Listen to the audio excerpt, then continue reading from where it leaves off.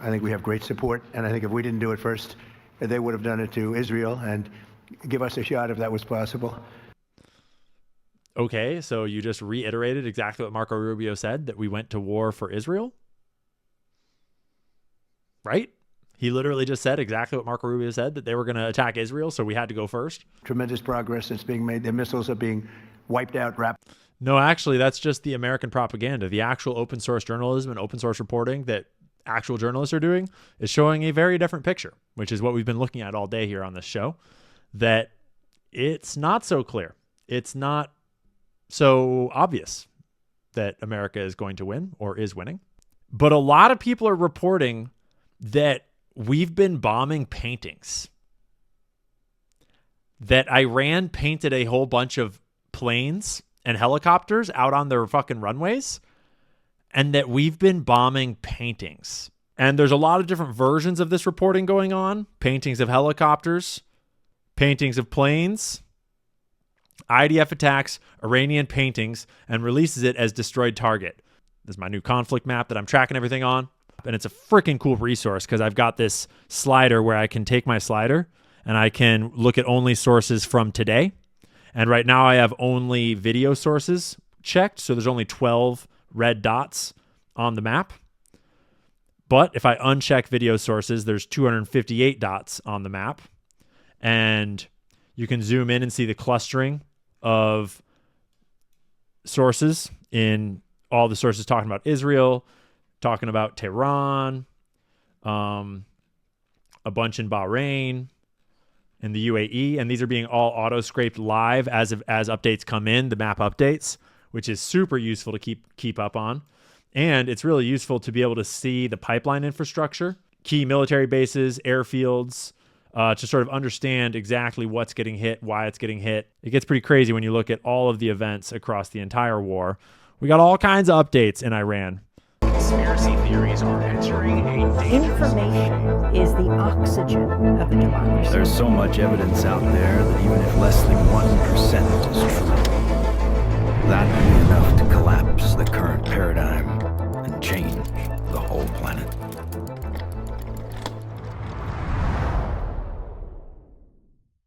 Our main show for today is it's going to be a doozy. There's a lot going on.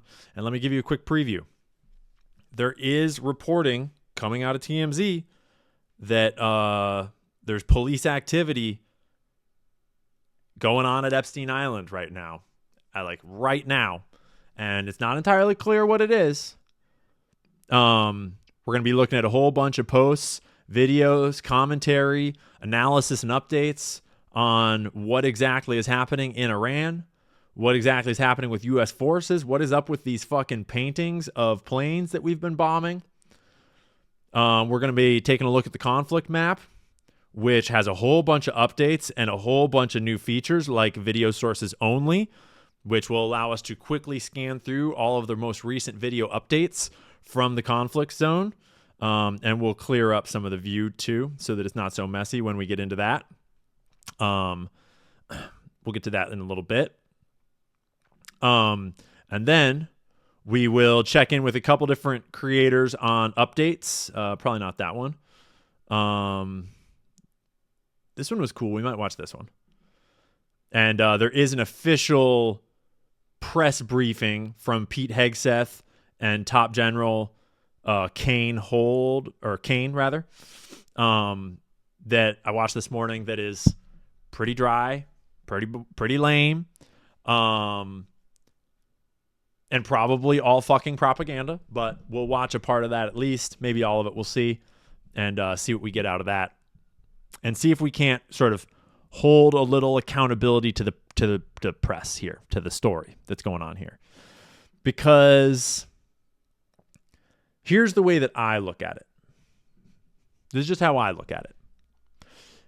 Because I exist in the Western world, I live within the Western media landscape. And so that means that my media environment is skewed towards Western propaganda, towards pro-America and pro-Israeli perspectives. And the baseline of the information space that I'm interacting with, and probably most of you are interacting with, is all skewed towards Israeli lies. Just to put it plainly. And so I feel a duty to look for the other side. And so I tend to look for sources that are contrary to that Israeli American mainstream, right? Not because the other side is necessarily more authentic or more honest at all, and not because it's necessarily like a better side or righter or anything. Although I do feel pretty strongly that Israel has a way too much of a reputation for lying, and I don't trust a single fucking thing that an Israeli says. But also just because it's so fucking easy to go out and get the American propaganda line. That's everywhere. We all see the American propaganda line. It takes no skill to dig up the American propaganda line. Here, I'll tell you in like 3 lines. America's the shit. We're bombing the hell out of them. They have no chance. We're going to destroy everything. Iran is cooked. Israel gets whatever they want. Now let me put their dick back in my mouth. That's pretty much the American line through and through here. So that's easy. We get it, right? So the goal with how I'm trying to cover this and how I'm trying to understand it is to understand all the alternative reporting, all the open source, independent reporting around it that decodes what is lies and what is truth, what is propaganda and what is actually happening when America says that our posture is so strong and we're doing so good and we're delivering strong, fighting for blah, blah, blah, blah, Pete Hegseth bullshit. Like, how much of that is fluff and propaganda and how much of that is real? Who's actually winning? What are the actual odds? What are the actual casualties and numbers and all that? And obviously trying to decode specific Israeli lies is really useful as well. So that's how I'm coming at the reporting. So you will see a bias in how I track it, what my sources are, what I'm looking at, because I'm inherently trying to counter the bias of the American media landscape. And obviously you all know that I have a very strong anti-Israel bias because fuck those perverts. Sue me. So that's where we are at. And obviously you all know, but we'll just say it every day. I am not a fucking expert at this, okay? I don't know shit about the complexities and inner workings of Middle Eastern geopolitics. I'm not an expert in global warfare. I'm not an expert in any form of warfare. 90% of the fucking commentators out there making videos aren't either, okay? Let's get that straight. And from where I'm sitting, it sounds like fucking 90% of the people waging this war, at least on our side, aren't experts at it either. Because it doesn't sound like it's going super great. So,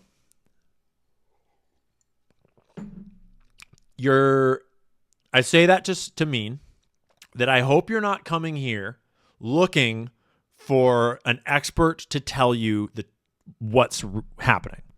That's not what you're going to get. I don't think you should be tuning into very many people for that perspective because there's not a lot of them out here. I'm just a regular dude trying to figure out what the fuck's going on and learning. And if you want to come here and learn with me, you've come to the right place. And we're going to do our best to decode the information and look through the sourcing and understand how to understand these sorts of complex information spaces. That's what we're going to do. We're going to do it together. And hopefully, by doing so, not only are we going to learn what's going on-ish, but we're also going to learn how to learn what's going on. And we're all going to practice it together because unpopular opinion in the streaming platforms, unpopular opinion in the streaming world, but it's not cool to be a retard. There, I said it. It's not cool to be a brain rotten, dumb piece of shit. It's cool to be smart. It's cool to know what the hell you're talking about and to know what's going on in the world. And I think that more young Americans should probably figure out what the hell's going on.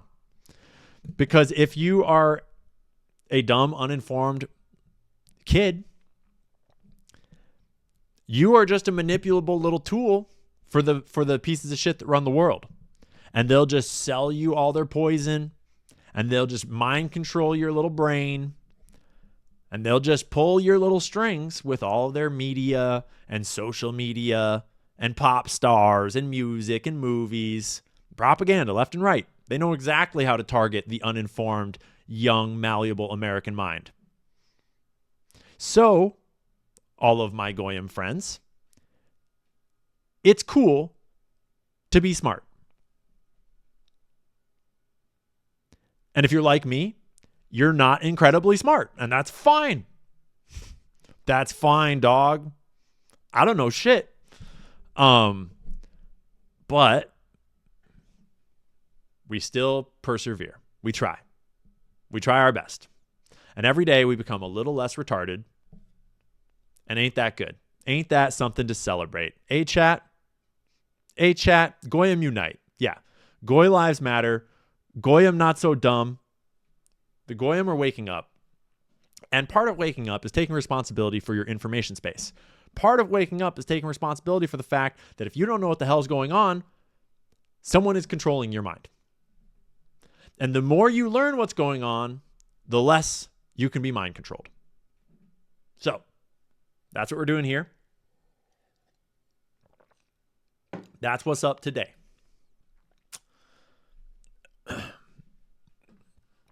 Goy is a derogatory term. Why use it? Great question. I use the term Goy because it is incredibly important to make every American aware of what the Israelis and the Jewish supremacists think of you. There are so many Americans that are in denial about what the Jewish supremacists think about you, about all of us. There's so many that don't know that Jeffrey Epstein explicitly talked with his buddies in their private emails about us all being Goy. And when you learn the context of the word Goy, you learn what they really think of us. And you learn that they are no ally of us. And personally, I ain't sensitive. I don't give a fuck. Call me whatever name you want. Doesn't hurt my feelings. I know exactly who I am. And I know exactly how retarded you are if you think that God made you better than someone else. Cool. Cool story, bro. Keep talking, because the world is watching. And let's just say that the world has a history of not being so kind to people that think they're better than everyone else. In the long run, no one really likes a piece of shit. No one likes it. And the more that people expose how shitty they are, the faster everyone wakes up. That's how I see it. That's how I see it. So, let's talk first and foremost about this Jeffrey Epstein Island news. Does that sound good, chat? We ready to roll? Ready to rock and roll? I feel like we got most of us in here now. I feel like most of us are in here now. And yeah, sorry. I've tried to fix the AI mod that when you type Goy or Goyim in Kik, it just deletes it. And I can't turn that off, even though I've turned off all of the other auto modding. But the fun thing is that my chat scraper scrapes it before it gets deleted. So it shows up here, even though it doesn't show up in Kik. Whoopsies.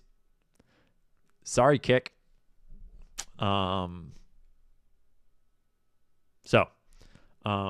Be nice though. Be appropriate. Don't be an asshole, or else we will kick you out.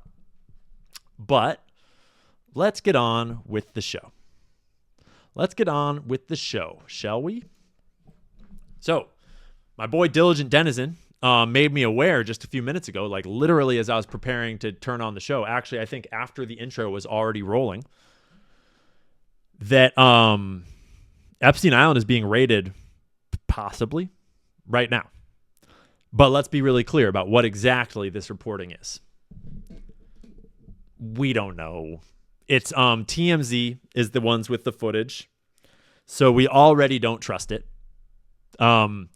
It seems to show police boats floating around in an island setting. But I cannot confirm that that is Epstein's Island. I cannot confirm that that is Little St. James. All of the current reporting about it is basically all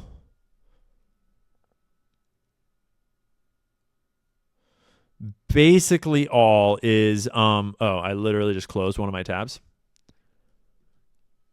And then it only are they striking GCC countries, American bases. They're going after the critical energy infrastructure. Whatever. So they're basically all based off of the same TMZ report right now. So as of right now, people are starting to rumble about this Epstein Island situation, but it's literally all just this one TMZ video. So let's take it all with a big grain of salt. If this video is accurate in any form, you could then war game out sort of like what would that mean? And it still would not mean that we're like going to get some information, okay? To be clear. The island has long since been cleared. It's not like there's no files there. There's no hard drives there. Maybe there's some bodies, but let's be real. When you're on an island, you're not burying the bodies on the island. You're dumping them in the ocean. Probably. I don't know. I mean, I'm no expert in that shit. But, yeah, exactly. TMZ are a bunch of douches that will do anything for clicks. So just want you to know that that's being reported on and that I don't trust it. And I don't suggest that you trust it. But we'll keep our eyes out. We'll keep our eyes out and see if it develops. We'll see what happens. Shout out to Diligent for always being on top of everything. Also, he gave me another update. That apparently Don Huffings, who's the owner of Zorro Ranch, which Diligent broke that story real hard, real good.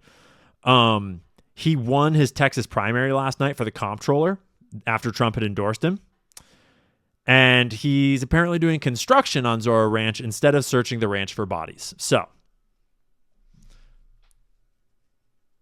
I'm sure that Diligent will be keeping up the pressure campaign. We should all keep up the pressure campaign. Fuck Don Huffings. We want to see what's under the dirt. Don, the ranch is one of the most significant Epstein locations in the whole story. And it's one of the locations that has never been raided, never been inspected, never been investigated. Just they pretended it never existed. I went there. Diligent went there. You can go there. I don't suggest you break and enter, but you can go visit the outside if you want. You could even hold up a little sign for their cameras that they've got posted everywhere. We want to know what's under that dirt, Don. So we'll be keeping abreast of that story as well, because they all flew to Epstein's Island, and we ain't forgotten. We are now in Operation Epstein Fury. We are in the Epstein War for Epstein's masters, based on fake ass Epstein intelligence. And I think we would all like a little bit of accountability for the treasonous war crimes, the treasonous actions of this government on behalf of a foreign one, at the expense of every American. Right? Diligent is his X handle. Diligent Denizen. At Diligent Denizen on X. He is excellent for breaking news stories. He's like one of the best space hosts on X. Super solid dude. I know him personally too. Not from before X, but I've met him in person. Really enjoy his vibes. He is very good at keeping things non-political, non-partisan, fact-based. He's very much open source aligned. He does keep himself... Oh, no, I guess he doesn't keep himself anon anymore, because now he runs his YouTube channel and he totally shares his face. So super stoked on all of his developments. He's building up his YouTube channel, and I'm going to try to get in a show with him in the near future to talk about all these stories. So now let's get into some of the sourcing on the Iran stuff. And let's just remind ourselves right off the bat that we can do our best to confirm these stories. We can do our best to try to vet them and try to establish what's real and what's not.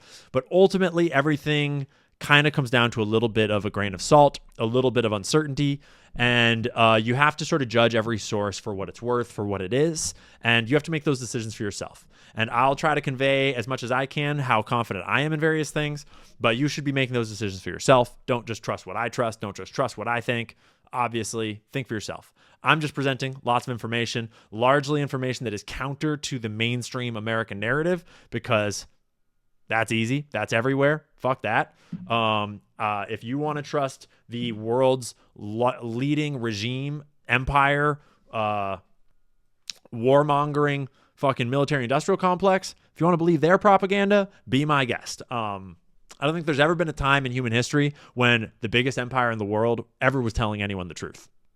So, yeah. And yeah, we are bombing Ecuador now. Yeah, I did see that today. Because obviously, 7 wars is not enough? However many wars we're now in. I mean, I don't know if Israel's wars count as our wars now that we're in a war with Israel. Literally, officially. But, yeah.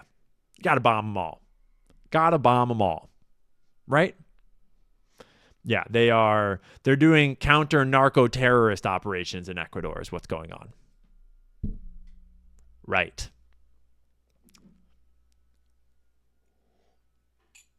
So, on to our first source. This is being posted directly by Representative Jason Crow, ex-Army Ranger. He's a Colorado congressman. So I don't know. It looks like he's a Democrat from Colorado. I don't know. I don't have any background on his political leanings in any more depth or granularity than that. He is a Democrat, so take that into account. But here is what he has to say. They are lying to us and to the American people. That is what is happening here. That's a hell of a voice, bro. But let's not be judgmental. There is no intelligence. I want to be really clear. There's no intelligence that shows an imminent threat to Americans or the American people from Iran. Now, Iran is a rogue terrorist regime. That is true.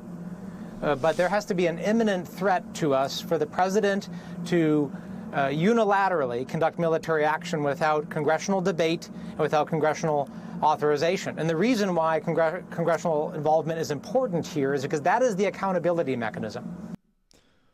So he's on the Armed Services Committee and the Intelligence Committee. So he is in the chairs where he should know if, he theoretically should be privy to this information.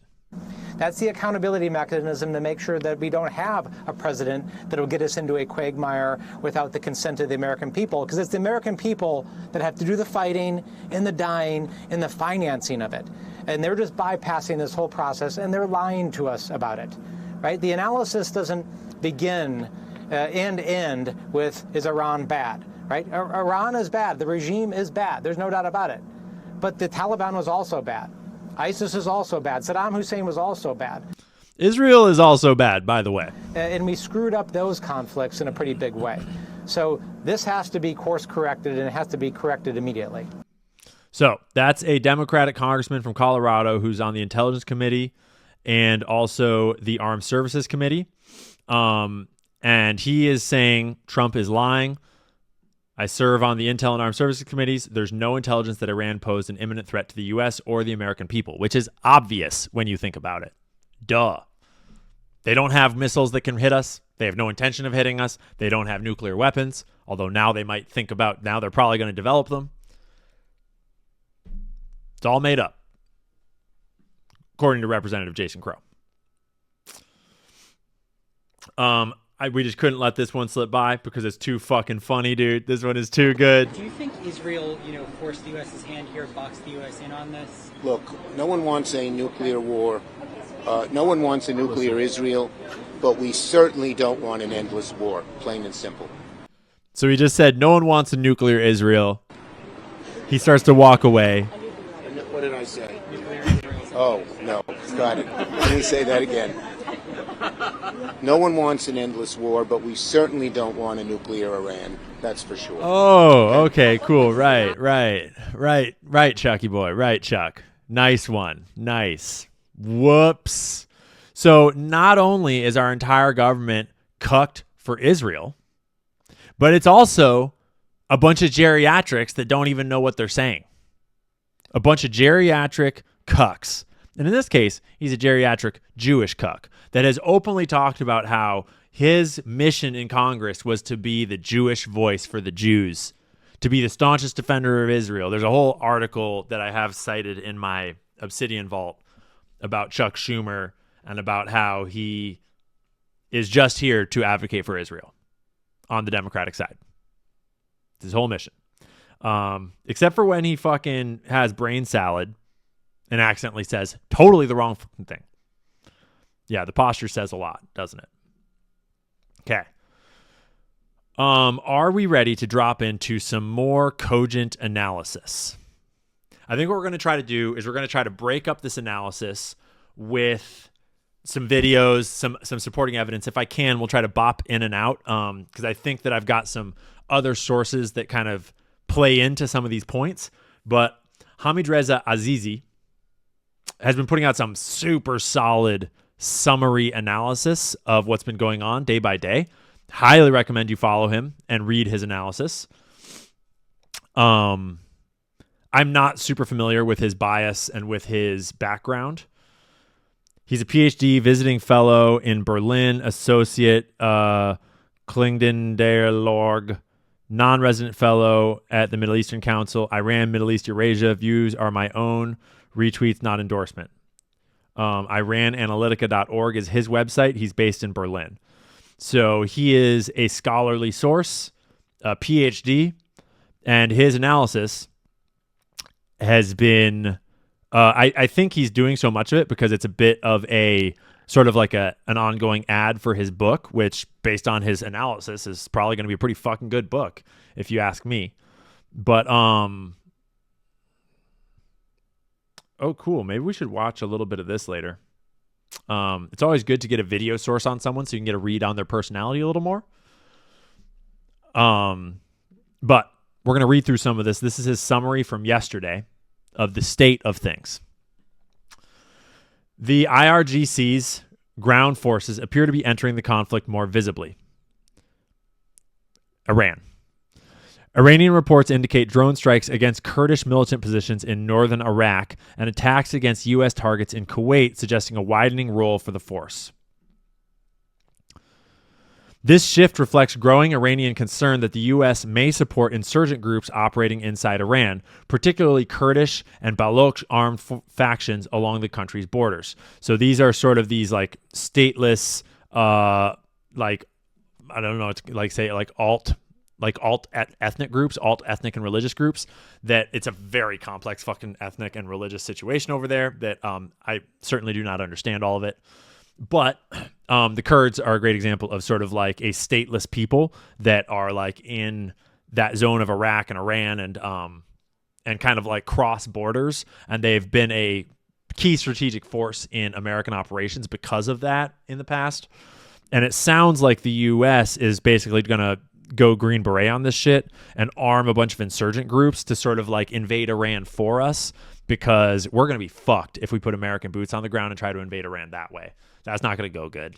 And we talked a little bit about that yesterday, I think it was. Iran has downed an Israeli Elbit Hermes 900 drone, largely intact, photo verified. Iranian sources are already discussing possible reverse engineering, something Tehran has attempted with captured systems in the past.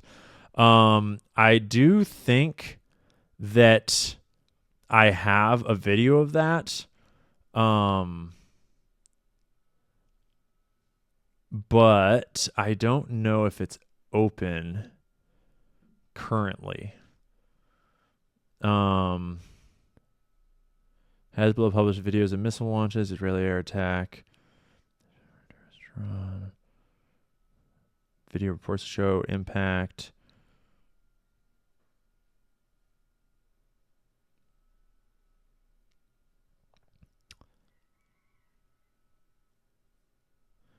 I've seen a couple videos of this downed drone that I'm pretty sure is confirmed, like at this point, that Iran has started shooting down these Israeli and American drones. Let me just scan real quick to see if I can pull it up, because I think I had it saved, but it's hard to say. There's a lot of incoming going on here. No, those are the paintings.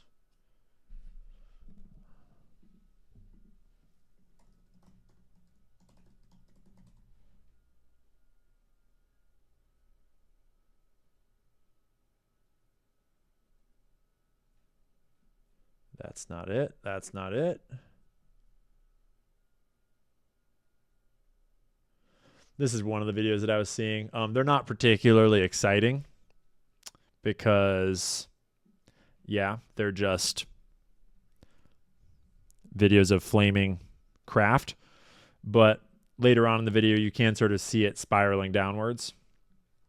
So several videos like this have been circulating that are allegedly American and Israeli drones coming down, which is significant. Homeboy saying photo verified. He's a PhD. I'm going to take his word for it as opposed to mine. A, these are super expensive drones, but B, they are the targeting mechanisms that are helping American and Israeli forces target the Iranian launchers. And the Iranian launchers are how they're shooting all these rockets that are fucking everything up. So it really is right now sort of a battle of air superiority, and we'll listen to Pete Hegseth talk about that air superiority in a little bit. A little unsure.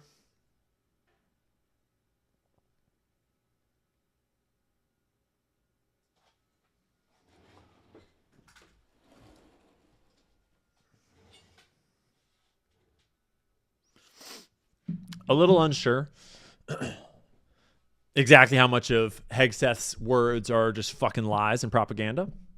But, you know, we'll dig into it. Both sides are signaling confidence in wartime production capacity.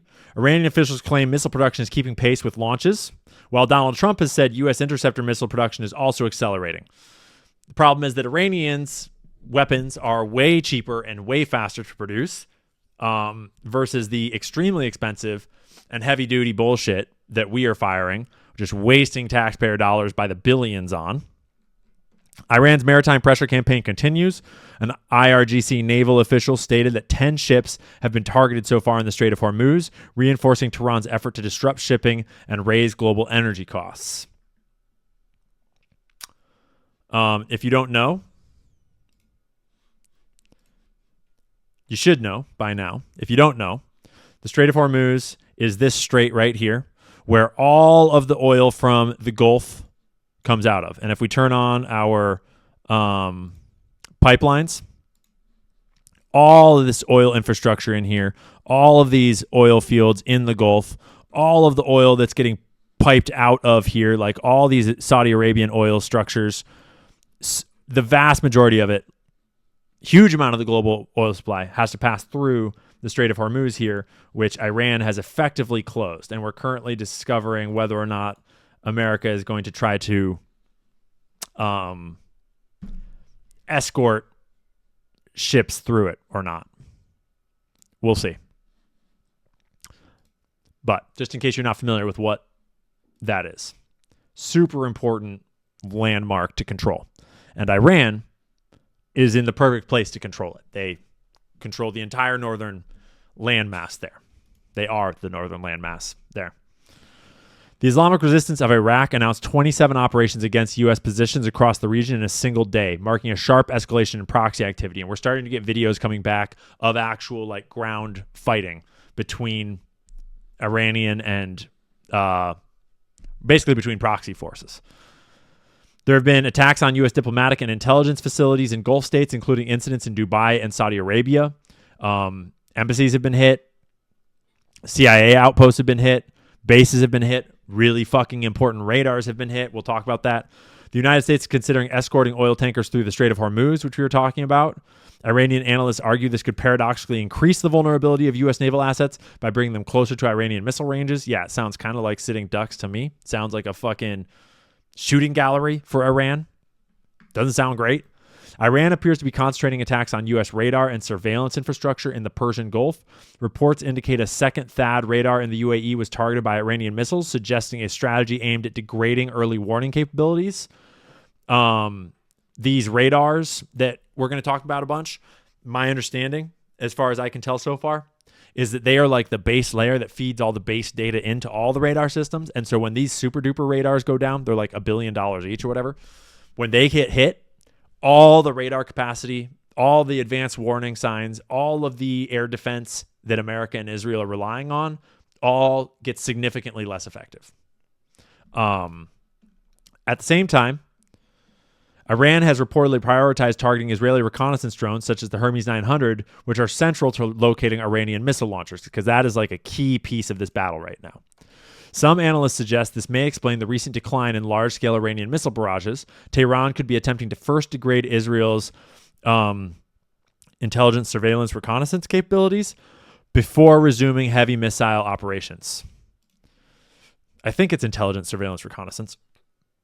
That's basically what it means. I'm pretty sure that's what it means. See, I'm not an expert. Fucking go somewhere else if you want that. Footage showing Israeli F-16 aircraft operating over Tehran suggests that Israeli and U.S. forces may have achieved significant freedom of maneuver in Iranian airspace that's suppressing parts of Iran's air defense network. So it's all about this air superiority battle right now. Pete Hegseth is saying that we've got it. Doesn't exactly sound like we totally do. And even once we do, it's not entirely clear how that's going to win the battle for us. The division of labor between the United States and Israel is becoming clearer. Israeli strikes appear concentrated in Tehran and western Iran, while U.S. operations increasingly target drone bases and military infrastructure in southern Iran. Because a lot of the American stuff is basing out of our Arab neighbors in the UAE, in Qatar, and Saudi Arabia. At the same time, strikes have targeted western Iranian provinces, raising Iranian fears that insurgent groups could attempt to enter the country from Iraqi Kurdistan. They would have a lot of mountains to go through, but the Kurds would be no strangers to the mountains. Iran has responded by striking Kurdish militant positions in Iraq and increasing IRGC deployments along its western borders. Hezbollah has continued limited operations despite pressure from the Lebanese government, so there's a whole new conflict in Lebanon. Israel's bombing the fuck out of Lebanon. They're moving into Lebanon and taking over parts of Lebanon all over again, obviously. Sounds like they have no intention of leaving either. Meanwhile, the Houthis have threatened to close the Bab el-Mandeb Strait and resume attacks against Saudi Arabia if Riyadh joins the war directly. So that's the other strait down on the way into the Red Sea. And that strait has been a contention point for quite some time. Energy infrastructure has increasingly become a central battlefield. Iranian drone strikes hit key gas facilities linked to Qatar Energy, forcing a temporary shutdown of LNG operations in Ras Laffan and Mesaid. Water desalination plants are also becoming a key point here that we've been hearing various people talking about. A separate attack targeted the oil export hub at Fujairah in the UAE, a critical route that allows Gulf oil shipments to bypass the Strait of Hormuz. These strikes suggest a broader Iranian strategy aimed at sustaining pressure on global energy markets, even if a full maritime blockade proves difficult to maintain. Because Iran doesn't need to win the war. Iran just needs to make the war extremely painful to maintain until America just doesn't want to fight it anymore. That's all they need to do. And if Iran succeeds at that, they probably come out of this war with nuclear weapons, and they probably come out of this war with Israel extremely vulnerable, and they humiliate America. We're already pretty humiliated. The whole thing is already pretty fucking humiliating that we've been drug into this stupid war on behalf of Israel with obviously not adequate preparation, obviously not adequate planning, and none of our goals have been achieved. And it's looking like we're in for a long, protracted conflict at this point. It's what it looks like. Inside Iran, political developments are accelerating. The Assembly of Experts is reportedly close to selecting a new supreme leader following the killing of Ali Khamenei. The Interim Leadership Council convened again despite the risk of further decapitation strikes, signaling an attempt to project continuity and control. Concerns are also growing about potential escalation around nuclear facilities. The Natanz nuclear site has reportedly been struck again, while explosions near the Russian-operated Bushehr nuclear power plant have raised fears of potential nuclear accident. The tempo of Iranian missile strikes against Israel appears to have decreased in the past day. It remains unclear whether this reflects successful targeting of missile launchers or deliberate conservation of missile stockpiles, but it also seems like Israel is largely censoring what is coming out about what's hitting Israel, and it's not entirely clear what footage is real and what footage is not, but it sounds like Israel is taking a lot more damage than they want us to believe. So we'll get into some of that in a little bit here, but Israel and America's anti-missile defensive capabilities have both been just greatly depleted. It's extremely expensive. We're firing some fucking expensive defensive missiles up there. It ain't going so good. It ain't going so good. We certainly have a high intercept rate, and we're spending billions and billions of dollars to do it, to intercept all these little drones that they can just make thousands more of. They're making more every day.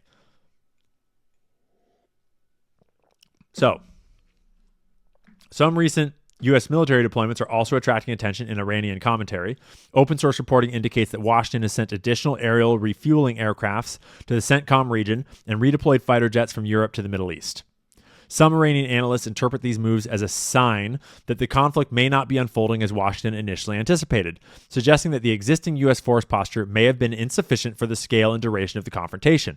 Yes, and Washington is talking about, Hegseth is talking about, all about air posturing, all about air superiority, all about gaining control over the skies over Iran.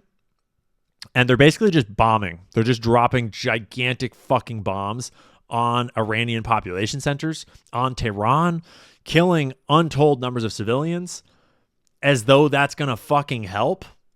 That is just galvanizing more support in Iran for their government, more resistance to America. Of course, Stacy is in the chat gifting subs like a mad villain. Thank you, Stacy. You're a total legend. Thanks for being here. So, there are also reports that the United States may be considering redeploying THAAD and Patriot air defense systems from other regions, including East Asia, to reinforce missile defenses in the Middle East amid sustained Iranian missile attacks. Because just burn it all. Just use up all of our defense capabilities. Use up all of our military capabilities. Use up all of Intuition Jen's sub-gifting capabilities, like a freaking legend in here. Thank you, Jen. Thank you, Stacy. Good to have the homies in the chat. We're just we're all in for Israel. We're all in for Israel. American people be damned. These developments are framed in Iranian media as evidence that interceptor missile consumption may be occurring faster than expected. You're goddamn right it is, forcing Washington to draw on additional regional and global resources.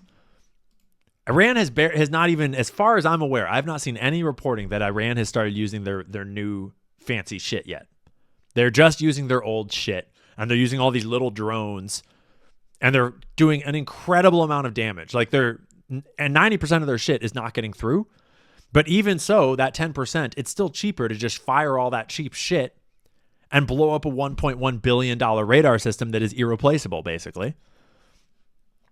So overall, developments on day 4 largely reinforce the patterns observed over the past 2 days. Expanding proxy involvement, continued attacks on energy infrastructure, sustained air operations inside Iran, and widening regional spillover of the conflict. So we might come back and check on Hamid Reza a little bit more later on here. Tucker has been dropping the heat fucking left and right.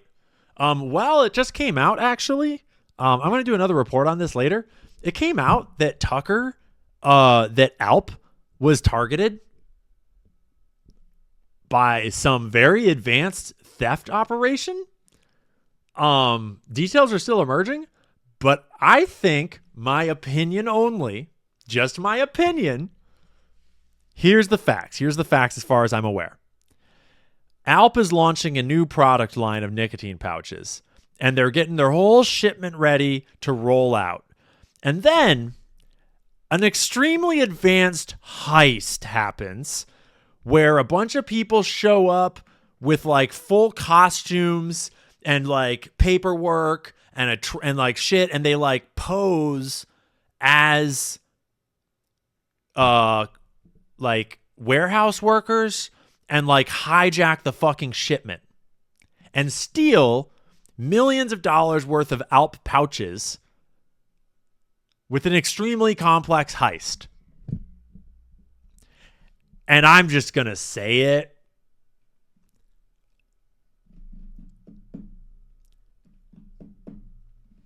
Were there any weird Israeli moving companies involved? Was there anyone dancing on top of parking garages? Were there any Bergs or Steins involved in this heist? Because who do you really think is going through all the trouble to do a gigantic heist of nicotine pouches when you could be heisting gold or silver or jewels or fucking computer parts or like literally anything other than nicotine pouches? It is pretty obvious to me, in my opinion, that if someone is going to heist Alp right now, it's an Israeli operation targeting Tucker. That's my first impression immediately, obviously, as soon as I saw the reporting on it. Sorry, not sorry. I'm a stand by that one. And I think that's fucking hilarious. I think that's fucking hilarious. I'm sure they're going to be fine. I'm sure they're going to roll out a brand new shipment in no time. Who cares? It's like, oh no, you took my nicotine pouches. Blah. So, I'm going to dig more into that story and do a report on that later today or tomorrow. But God, I just thought that was so funny. Tucker is on a tear right now. He's totally unhinged right now. He is exactly what America needs right now. He has more presidential energy than Donald Trump ever did right now. And thank the Lord for Tucker's energy right now. Yeah. And like y'all who think Tucker's CIA, like I feel you. I don't give a shit. Like at this point, if the whole CIA was a bunch of Tucker Carlsons, fuck yeah, bro. That would be fucking awesome, dude. Imagine if the whole CIA was fucking saying the things that Tucker's saying and being like, Israel's not our fucking ally. Israel's spying on us. Israel's going after us. We should be reining Israel in. Imagine if our whole CIA thought that. That would be badass, okay? Sorry, not sorry. That's how I feel about the story.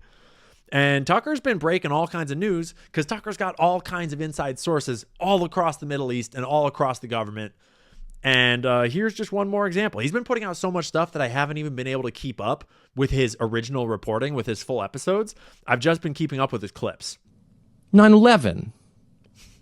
But let's start with the purported assassination attempts on Donald Trump. Now, why are those significant? Because yesterday, the President of the United States said, I did this, and by this, I mean killed the head of state of Iran, the Ayatollah Khamenei. He tried to kill me twice, but I got him first. It's almost a verbatim quote from the president, who thinks that. He's been told that. That's the line they're rolling out now. What do we know about that? Where did that intelligence come from that proved that the government of Iran, run by the Ayatollah, this religious leader, tried to assassinate the president of the United States twice? Do we know where that came from? Oh, it came from Israel. That's where that intel came from. Well, let's see it. Why not? At this point, he's dead. Why can't we see that? Oh, sources and methods? Tough. We went to war over this. Americans are dead because of this. You can't hide behind that anymore. Show us. We learned this lesson in Iraq already. Do not trust Israeli intelligence as far as you can fucking throw them. Don't trust Israeli intelligence for anything except to lie to you. They lied our way into Iraq.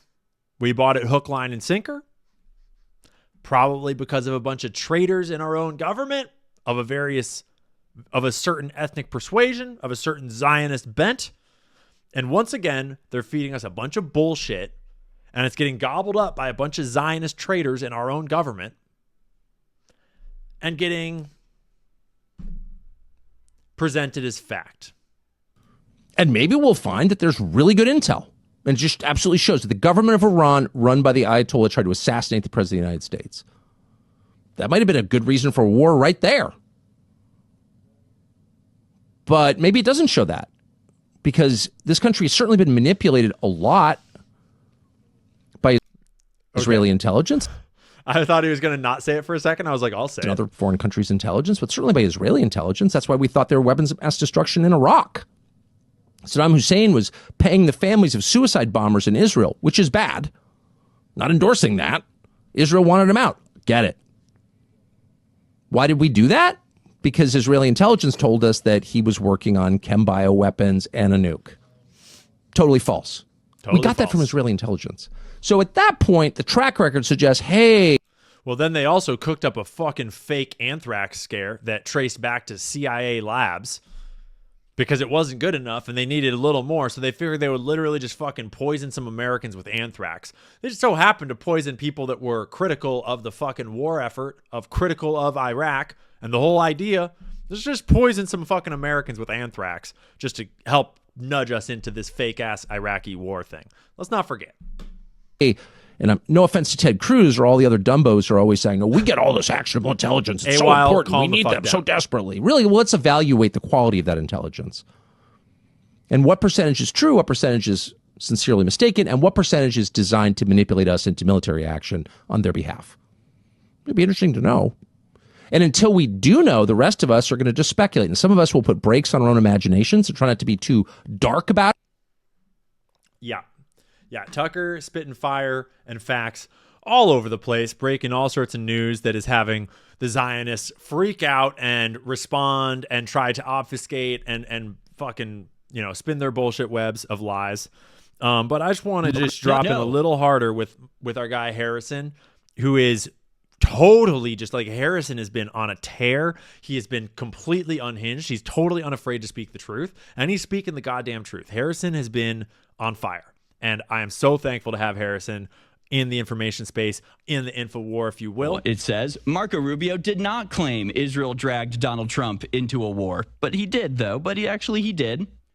It's just embarrassing to admit that you're all literal traitors. Like, that's treason. Like Trump, Bingo. Rubio, like Bingo. I'm not even joking. This is treason. There should be treason trials. Yes. And as part of the necessary, obviously far overdue expulsion of these treasonous characters, like, we need to ban all dual citizens in government. Yes. Completely extricate any influence Israel has. Ban AIPAC. Forget forcing them to register under FARA. No, they should be banned outright. Charge them with burn their fucking buildings down. Crimes, because we're in it now. Lock them up. Yeah. Charge them with crimes. Lock them up.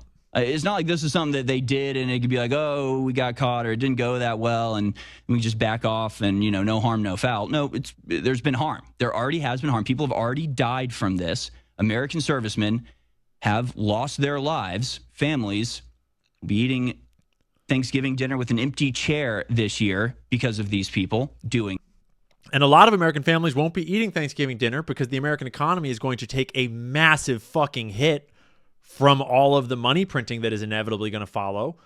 That they always put off the price that we all pay, hoping we won't fucking notice that they're getting rich off of war in which we die for Israel.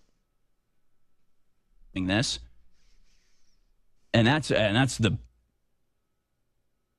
smallest amount of damage this could do. I mean, this could literally lead to World War III. And these people did this literally at the behest of and for the sake of Israel. And that's not our country. So these are treasonous actors. Bingo, Harrison. I could not agree any freaking more. If you do not follow Harrison H. Smith, follow Harrison H. Smith.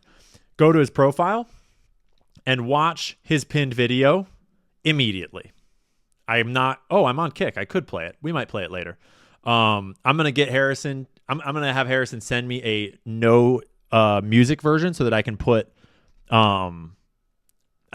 copyright free music over it so that we can play it on YouTube, because everyone needs to fucking see this video. It's at 17 million views and counting.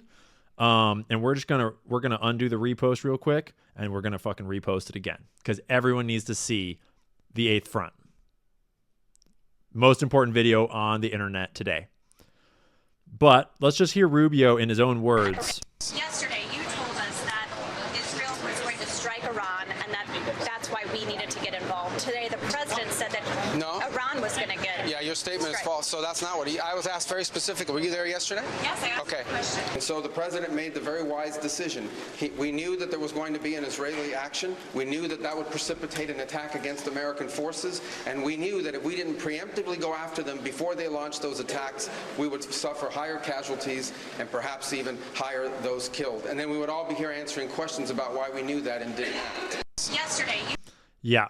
So Marco Rubio absolutely said what he said, and we all watched it, and it's all over the internet, and y'all can try to backpedal as much as you fucking want, but we all know the truth. And I rambled pretty hard on how yesterday on how we're not listening to Marco Rubio because we expect him to tell the truth. We just happened to be listening when we caught him accidentally telling the truth, and now they're trying to backpedal and be like, "Oh no, that was not the truth." It's like, yeah, no, you said the quiet part out loud on accident, and we all heard. You dumb bitch. So Patricia Marin's quickly becoming one of my favorite war correspondents. I still don't know exactly how she knows all the things that she knows, but she's fucking dialed in. And this video is just so this is of I believe Tehran. Densely populated Iranian cities just getting absolutely obliterated by massive bombs. Just dropping massive bombs straight from the bombers, straight onto civilian infrastructure. The word war crime is getting thrown around a lot. I mean, I don't know what a war crime is in this kind of an instance. We certainly attacked them. We started it. And at the very least, it's just a strategic idiocy. It's like, what? Killing a bunch of Iranian civilians is going to fucking help? Is that going to help? They're not going to give up. Like, are you kidding me? Y'all are the ones, meaning the government, the propaganda artists, they're the ones that built up this whole image of the psychotic, genocidal, militant Islamist terrorists. Do you think those motherfuckers are going to give up because you killed more civilians? No, they're going to double the fuck down. Obviously. The more we terrorize their civilians like this, the more resolved they're going to get. This is a key piece of evidence that we're going to look at in a video in a second here. And this imagery has been going around a lot. Open source imagery from satellite of the THAAD anti-ballistic missile system in the UAE that the IRGC, that Iran hit. They said that they hit it, and now we're getting satellite imagery, open source, that is confirming that they hit one and probably damaged the other, I think is the understanding. It's widely considered one of the most expensive individual radar units in operational service in the world, with an estimated cost ranging from approximately $500 million to over $1 billion per unit, depending on configuration and support components. And this is a key piece of infrastructure for all radar systems and early detection systems in the region, is my understanding.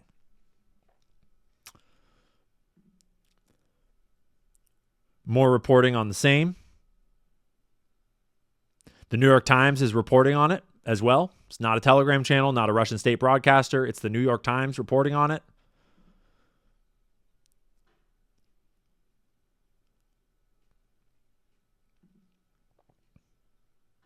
Reports that circa 50 missiles hit Israel without interception.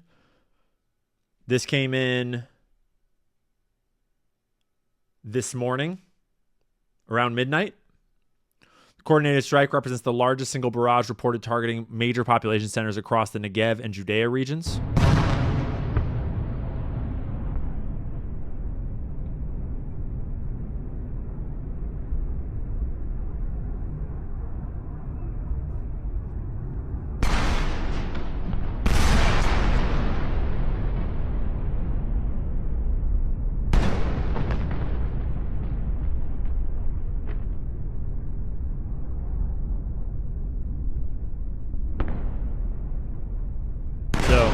Israel is being starkly reminded that they are not invincible.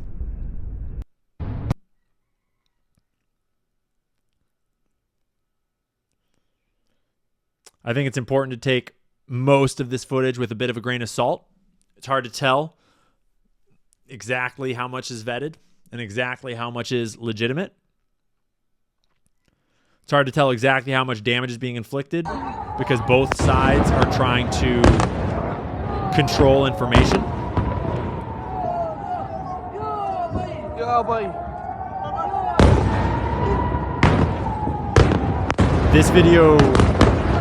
This video is being posted with reporting that Iran is deploying new, never before seen sort of like cluster missile ammunitions that are like breaking up into multiple missiles that someone far smarter than me should probably explain and analyze. So.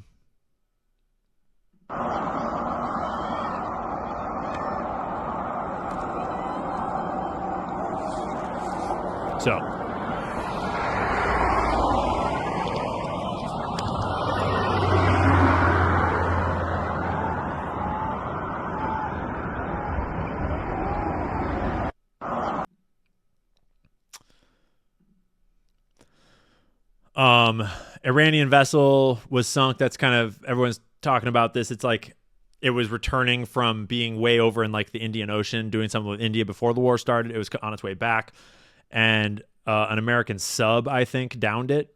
And so there's talk about how that sort of opens up more of a global theater for operations that we kind of initiated, implying that targeting further abroad is sort of on the table now. We'll see. This is the funeral for the massacre of 165 girls at the girls' school that happened on day one in the very first strike. And it's pretty clear what effect this is going to have on the sentiment in Iran, and that this has very much unified a bunch of the Iranian people that might have been critical of the regime in the first place and are probably not very critical of it now. One of our first acts was to strike a girls' school while it was in session, killing 165 plus children. 165 seems to be the number that most people are settling on. And right when it happened, all the Israeli propaganda agents, like Laura Loomer, for example, came out and tried to like drop the Israeli propaganda line of like, no, it was an Iranian missile that misfired, except the fact that it happened right in the middle of the American-Israeli attack, before Iran had launched any attacks, right in the middle of the strike zone that America and Israel had targeted. And it looks like it was in the American targeting zone, not the Israeli targeting zone. It's pretty fucked up. It's a diplomatic nightmare. It's a PR nightmare. It's a human tragedy. The loss of lives of all civilians is tragic. Of children is especially tragic. This is a map of exactly where it was within the American strike zone. The highlighted zones are the official American strike zone. This got brought up at the Hegseth hearing. Tie right there. You got a tie on. Yeah. Thank you. Come back with the BBC. Can you give us an update on what the administration knows, what you know now about the reported strike on a girls' school in southern Iran on Saturday? All I can say is that we're investigating that.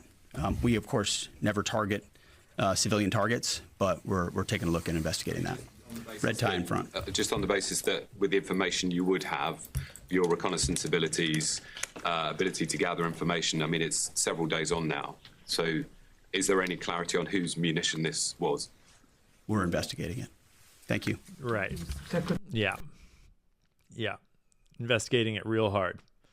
Kind of like we're investigating who killed Charlie Kirk. No one knows. No one knows who killed Charlie Kirk. Can't imagine who killed Charlie Kirk. I'm regretting my fucking day one tweet about Israel killing Charlie Kirk less and less every minute. And then there's all this funny reporting that is kind of hard to like, I feel like it's confirmed because a lot of different open source reporting is reporting the same thing, and you can kind of see it in the video footage itself. But a lot of people are reporting that we've been bombing paintings. that Iran painted a whole bunch of planes and helicopters out on their fucking runways, and that we've been bombing paintings in a lot of instances. Not all instances. But it sounds like they drew a bunch of F-14s on their runways, and you can see in the footage that they've been putting out that when it blows up, it's not actually blowing up because it's not actually a plane. And there's a lot of different versions of this reporting going on. Paintings of helicopters, paintings of planes, IDF attacks Iranian paintings and releases it as destroyed target. Iran is using anamorphic paintings on the ground to deceive attacks by the U.S. and Israel. Notice in this video how the supposed helicopter hit is actually just a painting on the asphalt. Russia used the same technique in 2023 to fool American satellites during the war in Ukraine. This draws attention to the possibility that many reports from Israel and the United States are filled with strikes on fake targets of this kind. It also shows that Iran is investing in attrition and preparing for a possible long-term conflict. It also invites the possibility that they may have moved a significant portion of their Air Force into caves, bunkers, protected sites, and then painted a bunch of fake shit on their runways. And we might not actually know exactly what their air capability is right now. Hegseth is painting the picture that we have air superiority at the moment, but it's kind of hard to tell what exactly is propaganda and what exactly is real. And here is the report I was referring to, that Israeli experts are sounding the alarm. Iranian cluster missiles can split into as many as 80 sub-missiles, hitting multiple targets simultaneously. They're calling it an unprecedented weapon, despite the fact that I'm pretty sure that Israel has used such weapons themselves in the past, but I don't know. Don't quote me on that. And he's citing the same video that we just watched a second ago, which is pretty wild. A shitload of damage. Israel is kind of blanket censoring what's getting out about what's damaging Israel, what exactly is happening in Israel. So it's a little hard to tell what's going on in Israel. But let's jump into the conflict map for a second here and just jump around a little bit and see the resource here and see what else we can see. Let me see if I can get the chat going on here. There's our chat. And we'll give the chat a background. And let me just see if... Oh, it's because it's in there. Here, we'll bring chat down a little bit. Cool. And we'll bring the top of this down a little bit. Just don't mind me while I do little modifications. Get it tight. Get it tight, chat. Get it tight. Let me check in with the chat for a second. But first, let me get the map scrolled over to where we want to look at. This is my new conflict map that I'm tracking everything on.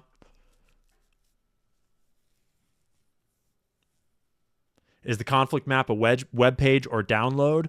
So far, it's just mine. But I am planning on, I don't know. I'll probably open it up to everybody so that y'all can view it. But I'm always a little hesitant to put out things that I've personally vibe coded because I don't know shit about what I'm doing. I'm just fucking vibe coding shit that's useful. And it's useful. It's super useful. But I'm still tweaking everything and getting it dialed in.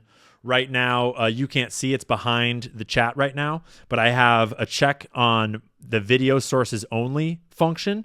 And at the bottom, you can see that we're only seeing March 2nd, 3rd, and 4th. So it's only sources that have reported from March 2nd, 3rd, and 4th. And we'll start with the most recent, and we'll work our way backwards. 9:50. Let me update the map and see if anything new comes in. Okay. So I do have one report as recent as 1:19 p.m. Central Time, which is 40-ish minutes ago, 30 minutes ago. And when I pull this source, there is a video at this source. So we'll open her up and we'll see what they're showing.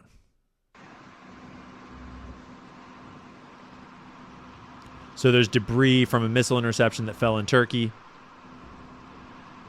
not wildly interesting, except for the fact that strikes in Turkey are a bit of an escalation. Turkey is a NATO ally, and it's kind of a new frontier in the fight here. You'll notice there's two different reports here: debris from intercepted missile, debris from intercepted missile.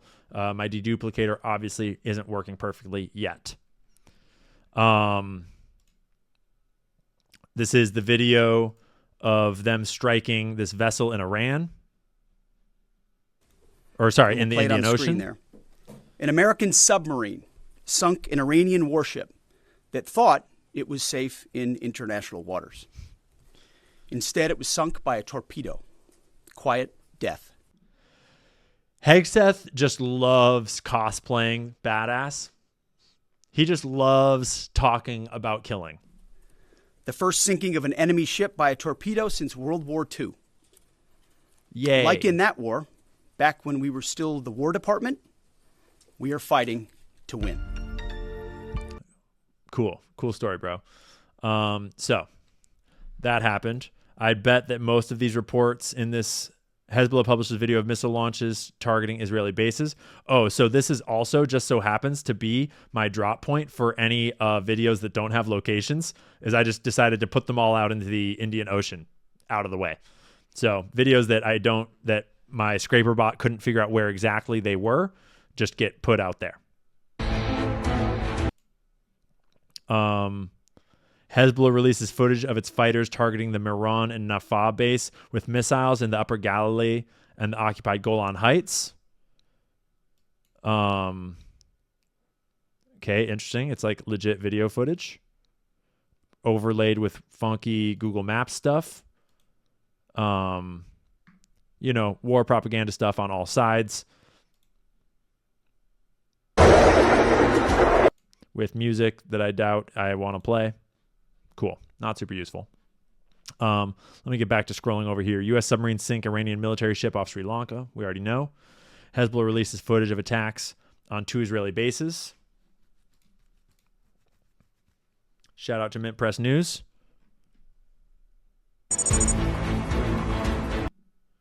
Dude, they're all about their fucking music. Yeah, so they're all publishing their videos all cool like. This is probably the same footage we just watched, actually. Yeah. Yep, same footage we just watched. So as you can tell, it's a little tedious to go through everything. You can see it. Neve. This is Beirut, Lebanon, where Israel is now bombing. Yes, the 4th strike to hit Beirut's southern suburbs in the past 3 hours since 5 GMT.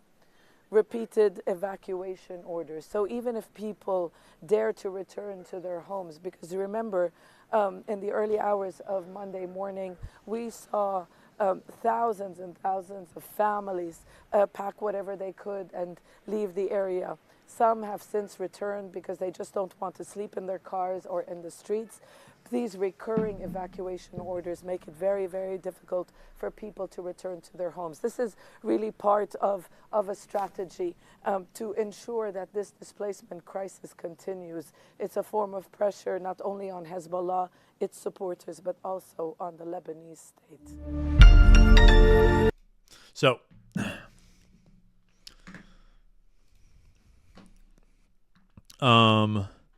there's a bunch going on in Lebanon now.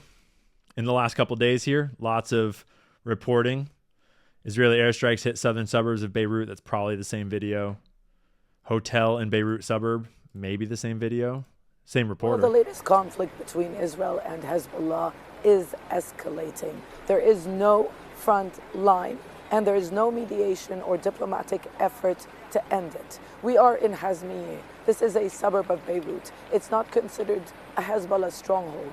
It is not where Hezbollah supporters live. Behind me, the Comfort Hotel, which was targeted by an Israeli strike in the early hours of the morning. Now this...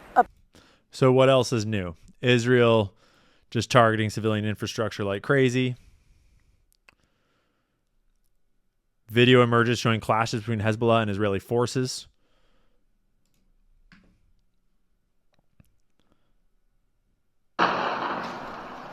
This is just really dark nighttime footage.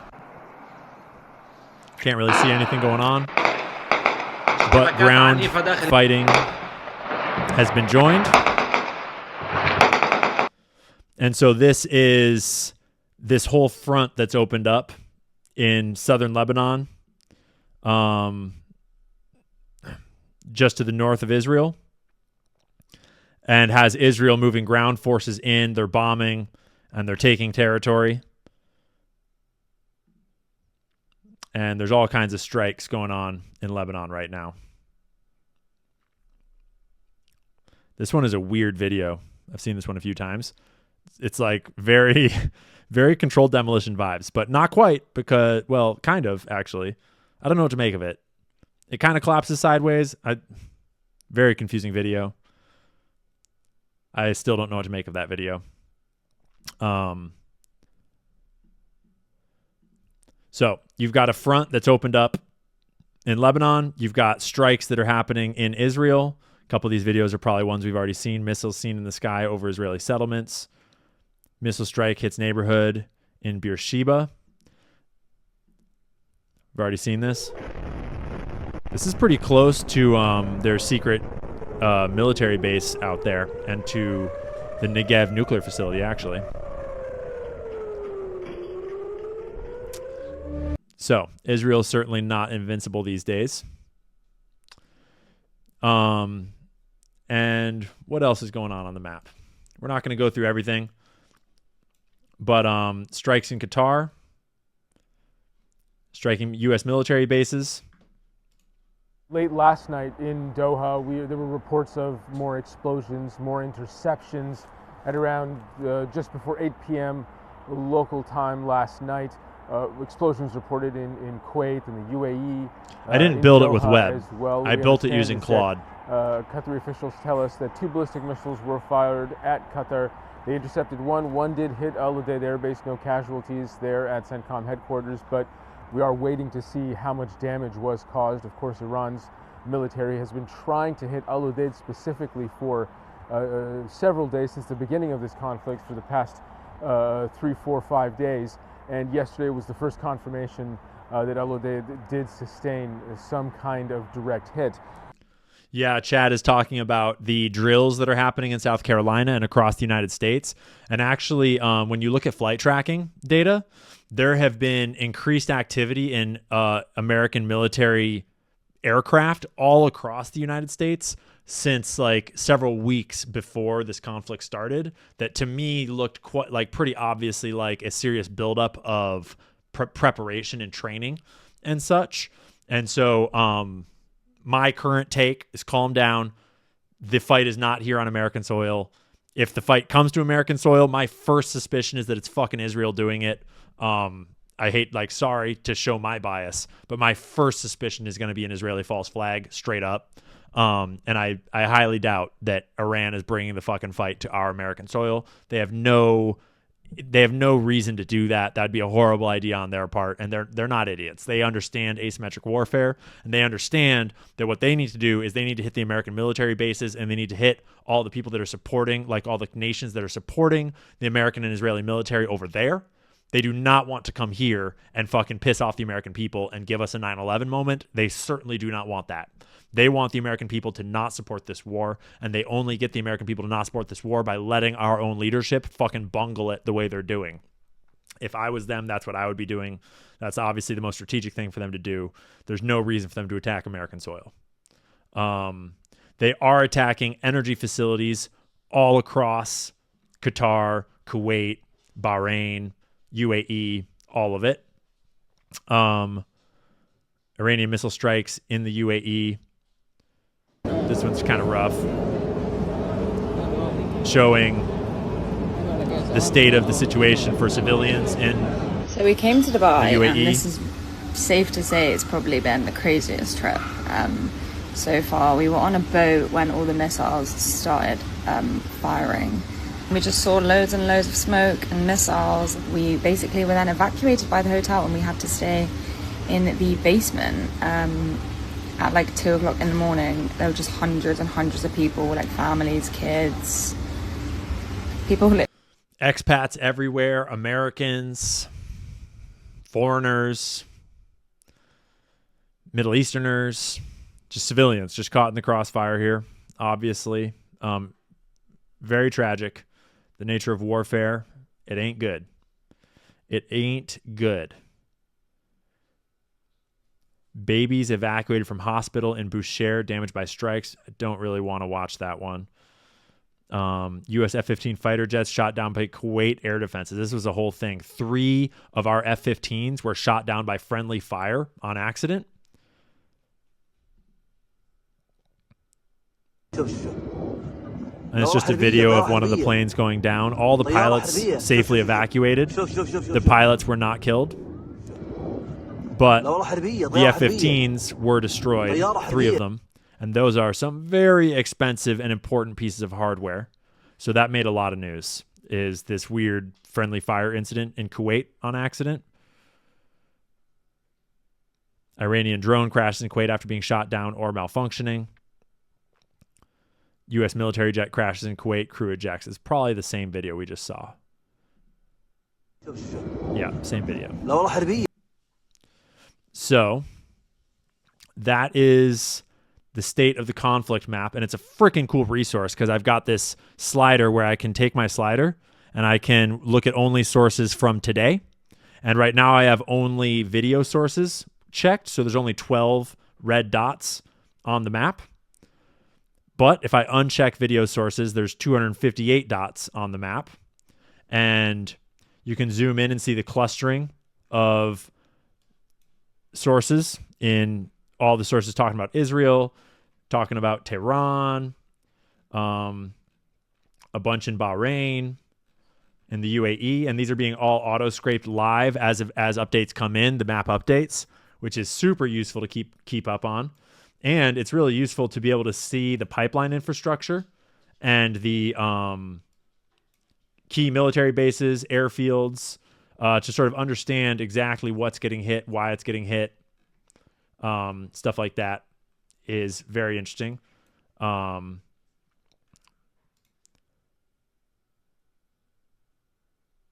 So, Iranian military bases, American military bases, etc. Learning a lot from the conflict map as I build it out and use it. And I am trying to get it to a point where I can open it up to everybody and let other people view and use it, but I have no fucking clue what I'm doing. I'm just vibe coding. Stacy's just in here gifting subs like a mad lad. Thank you, Stacy. Thank you, homies. Appreciate the hype. And yeah, I'll try to get this available. But you're going to have to treat it with a grain of salt because it's, only as good as I can make it. I'm doing my best. New events, 23. So we've got new info coming in from the last hour that we already talked about. Israeli airstrikes cause huge fire in entire Lebanon. Yeah, cool. But it is helpful for keeping up to date on everything.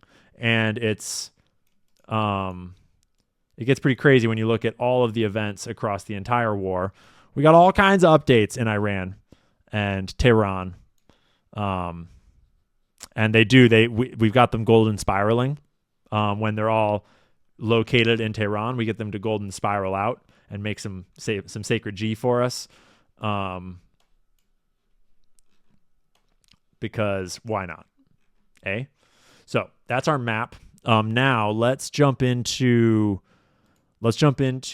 some longer form video analysis that will sort of tie the whole room together before we wrap the show up.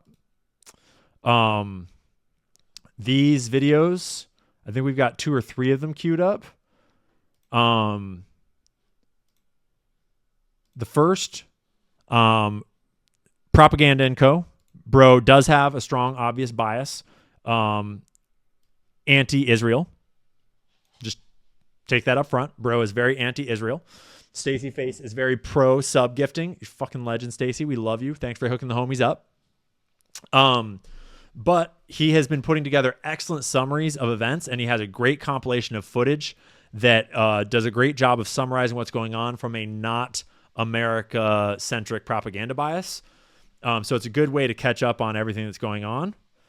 And I don't know if we're going to watch the whole thing, but we'll get it a little sped up and we'll drop into some of his coverage because it'll help tie everything together. This is video update number 6 for the Iran war. In this video, I'm going to cover some more of Iran's missile strikes and how it fits into their overall strategy, the closure of the Strait of Hormuz, and the pummeling of Tehran by the US and Israel. Today, we received verification of some major news. You see, on the first day of the war, Iran claimed to have struck major radars and air defense systems in the region. Well, today, we received satellite imagery that seems to confirm that Iran was in fact telling the truth. Iran struck both UAE THAAD missile defense radar sites. The UAE operates 2 THAAD batteries, each equipped with one AN/TPY-2 radar at dedicated locations. In recent years, the radars were typically parked just outside their hangars during peacetime. Site 1, prior satellite imagery shows radar components positioned outside the hangar in their usual location. Post-strike imagery shows debris in the same spot, suggesting the AN/TPY-2 was likely destroyed. Okay, this is a very big deal, but before I explain why, I need to share some more information with you. A ballistic missile has 3 phases. In its first phase, the booster brings it up high into the sky. Its second phase is when it's high up in space and moving across towards its target. Then the third phase, or the terminal phase, is the final minute or so of its re-entry into the atmosphere on its way down to hit its target. The THAAD is the Terminal High Altitude Area Defense System. The THAAD is a launcher and a radar. The radars track the ballistic missiles, and the launcher fires an interceptor at them when they are in their terminal phase. The interceptors use kinetic energy, meaning they don't explode near a missile to destroy it. They collide directly into it. The interceptor can only do this because it is in constant communication with the radar on the ground, updating it with new data about the trajectory of the incoming missile. It's actually really impressive. This entire war is low-key just Iranian engineers fighting American engineers with math. It's kind of facts. Yeah, that's a really good point, bro. And it's cool how he breaks down the actual technicals a little bit more so you can understand not just like, oh, boom, boom, like equipment blew up, but like, what is the equipment? How does it work? Why does it work that way? And he's right. It is just engineers fighting engineers.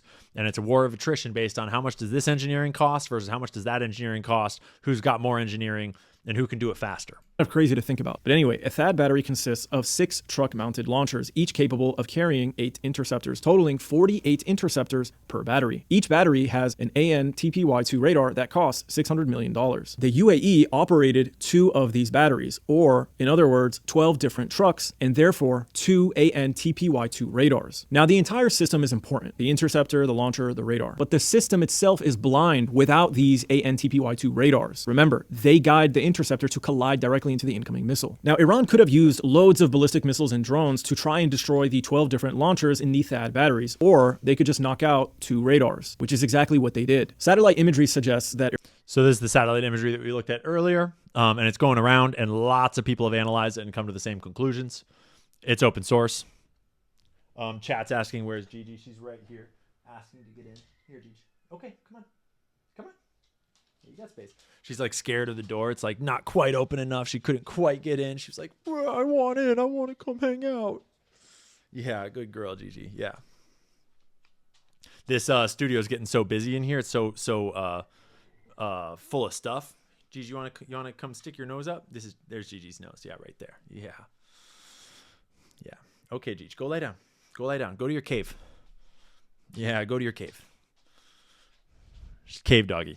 She's going to go get caved up. Iran destroyed at least one and damaged the other. This is significant because there are only 10 of these radars in the world. They are not easy to repair, rebuild, or replace. A single THAAD battery costs $1.8 billion. Iran likely knocked out this system by targeting these radars. In pop culture terms, Captain Levi just cut out the Beast Titan's eyes. Heck of a reference if you know. We're going to not get radar Iran managed to damage or destroy. I told you a few days ago that Iran also targeted the $1.1 billion AN/FPS-132 radar system. This radar system is an early warning detection system that uses phased array to detect and continuously track ballistic missiles. So these are 2 different types of radar systems. Both have been compromised to a certain degree, and both have their own effect on the American and Israeli defensive capabilities in the region. And space objects at very long range, generating early launch warning, trajectory, and impact predictions. Without this radar, all the other air defenses in the region are blind to important data that could help them intercept an incoming missile. These other systems have their own radars, but they're not as powerful and will now have to deal with incoming missiles in its final stages, making it less likely to intercept. So it shouldn't be a surprise that Iranian missiles are cutting through air defenses like a knife through butter. That's a bit of an exaggeration, I think. I don't think we're necessarily cutting through. Like, I don't think that it's just like all air defenses are down, but certainly Israeli and American forces are far more exposed now, and we're seeing far more impacts and failed intercepts in this last day or two. Why?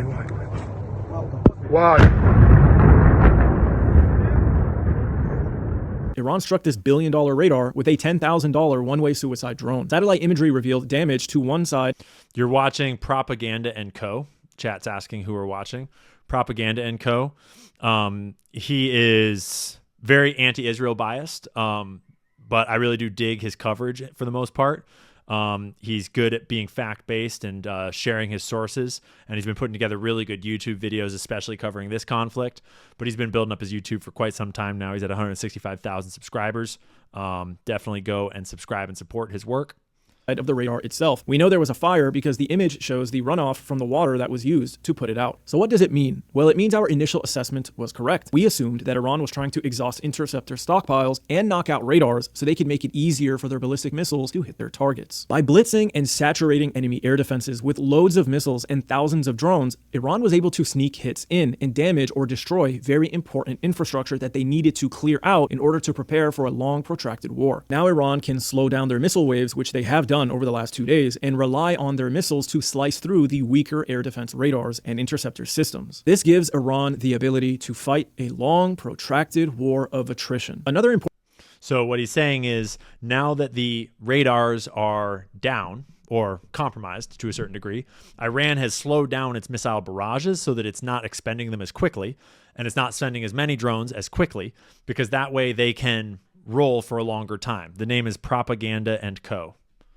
Propaganda and Co. And that's his name on X as well as on YouTube. I'll leave it there for a second if you want to find it. And so what Iran has done now is they've damaged the early detection systems, and they've slowed down their frequency of firing so that they're not expending their munitions as quickly, but they're still firing regularly to sort of keep all the bases on alert, to keep all the targets on alert, to keep everyone on the allied, like Israeli and American coalition side, sort of on edge and in danger at all times, and keeping the posture at fighting posture, but without expending their stockpiles as quickly. And what America and Israel are trying to do is they're trying to knock out all of Iran's launchers so they can't launch shit. Obviously. Important piece of information to update you on is the closure of the Strait of Hormuz, which is also an important part of Iran's long-term war of attrition strategy. Now, we haven't seen Iran roll out the naval mines, fast attack boats, or submarines yet. But Iran hasn't done this because their announcement of the closure was enough to discourage tankers from trying to sail through the narrow choke point. Quote, Brigadier General Sardar Ibrahim Jabari, an advisor to the IRGC commander, announced the closure after 3 days of U.S.-Israeli strikes on Tehran. He declared, Strait of Hormuz is closed. Anyone who wants to pass, our self-sacrificing heroes in the IRGC Navy and the Army will set those ships on fire. Don't come to this region. We will not allow a single drop of oil to leave the region. So he's saying that they could mine the Strait of Hormuz, meaning drop a bunch of naval mines, which closes it for real for everyone. No one can get in or out, but that's a point of no return. If they mine it, it's fucking done, and they can't pass it either. It's a whole thing. And that's always been kind of the fear, that they could mine it, but they didn't even have to mine it to actually close it. They just basically said, don't come through here or we'll blow you up. And then all of the shipping insurance companies were like, cool, we're not insuring anyone to go through. And then all the shipping companies were like, okay, well then we're not fucking going through, because then the economics don't work. And if the economics don't work, no one makes money. And so no one's doing it. And that's where the American government said, oh, we'll insure passage through the Strait of Hormuz. We will escort tankers to get in and out, which is like, will you really, bro? Like, will you? Like, is that going to fucking work? Because that does not sound like a good fucking idea. And I think in the next couple of days, we're going to see if that was a bluff or if that gets attempted. And if it gets attempted, we're going to find out exactly what that promise means. And I don't know. I have no idea if that's something that the U.S. military can achieve or not. I don't know what the downstream effects of that will be. We will find out. This caused oil prices to surge by more than 13% in just the last few days. The price per barrel of oil is currently $85 and will likely be higher by the time my video comes out. And in the coming days, it could be over $100, which means gas prices are likely to rise. In response, Yes, agreed that if they sink a few ships in the strait, it's not a wide strait. And if they sink a couple of big tankers in the middle of the strait, that also effectively closes it. To this, Trump posted on Truth Social, quote, "If necessary, the United States Navy will begin escorting tankers through the Strait of Hormuz as soon as possible. No matter what, the United States will ensure the free flow of energy to the world." This was kind of hilarious to me. Very few oil tankers are going to take that offer. Just imagine there's a hallway with people throwing knives left and right across it. Someone comes along with a shield that only works 50% of the time and offers to escort you across it. Are you going to take that risk? Probably not, and neither are the tankers. For that reason, traffic through the strait has virtually come to a halt. Just take a look at this Maritime tracker. I have it set to just oil tankers right now. Each red triangle you see is an oil tanker. But look what happens when I include anchored ships in the filter. The circles represent anchored ships. Look how many of them are parked right outside the strait. They aren't moving. They are stuck assessing what their next move should be. And that's because sailing takes a lot of time. So do these ships wait and see if this will end soon so they can sail through the strait, or do they turn around and change course? Every second they spend thinking about this, they lose money. These ships need oil and food to operate. The sailors on board have homes to return to, and investors have goods that they expect a return on. This is the effect of closing the Strait of Hormuz. But there's more to it. The missile and drone attacks pushed Qatar, Iraq, Saudi Arabia, and Israel to shut down production of oil and gas at their facilities as a precautionary measure. Any strike on their facilities would be destructive, but it could be catastrophic if oil and gas are actually flowing through them. These closures have sent natural gas prices soaring as well. So now energy production. And this is going to affect all of us. It's going to affect everyone around the world. It's going to affect the countries that are in the region the most. India is going to get fucked. Europe is going to get fucked. Everyone around there that's like heavily dependent on oil from the Strait of Hormuz is going to get fucked. But America is going to get rising prices too. That's for damn sure. Trump is live. Is Trump live?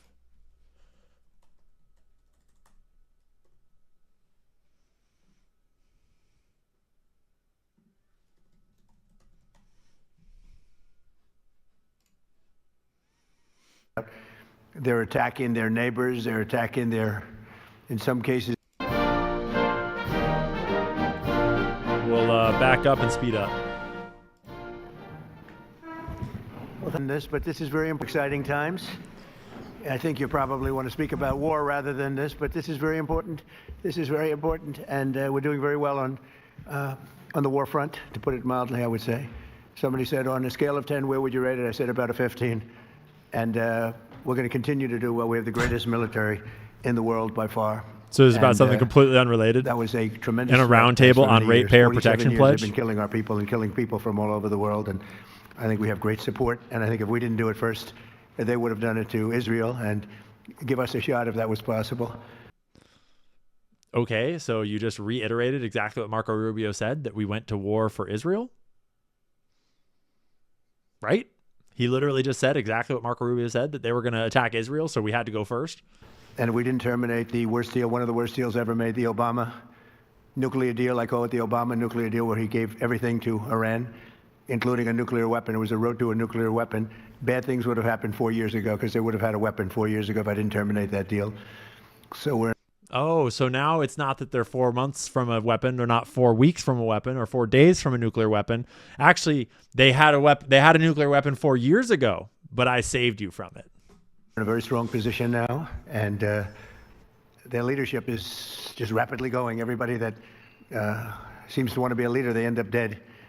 And it's an amazing thing that's taking place before your eyes, because for 47 years we were pushed around, and we shouldn't have been. And I think I can say, and you see it as well as I do, you see the tremendous progress that's being made. Their missiles are being wiped out rapidly. No, actually, that's just the American propaganda. The actual open source journalism and open source reporting that actual journalists are doing is showing a very different picture, which is what we've been looking at all day here on this show, that it's not so clear.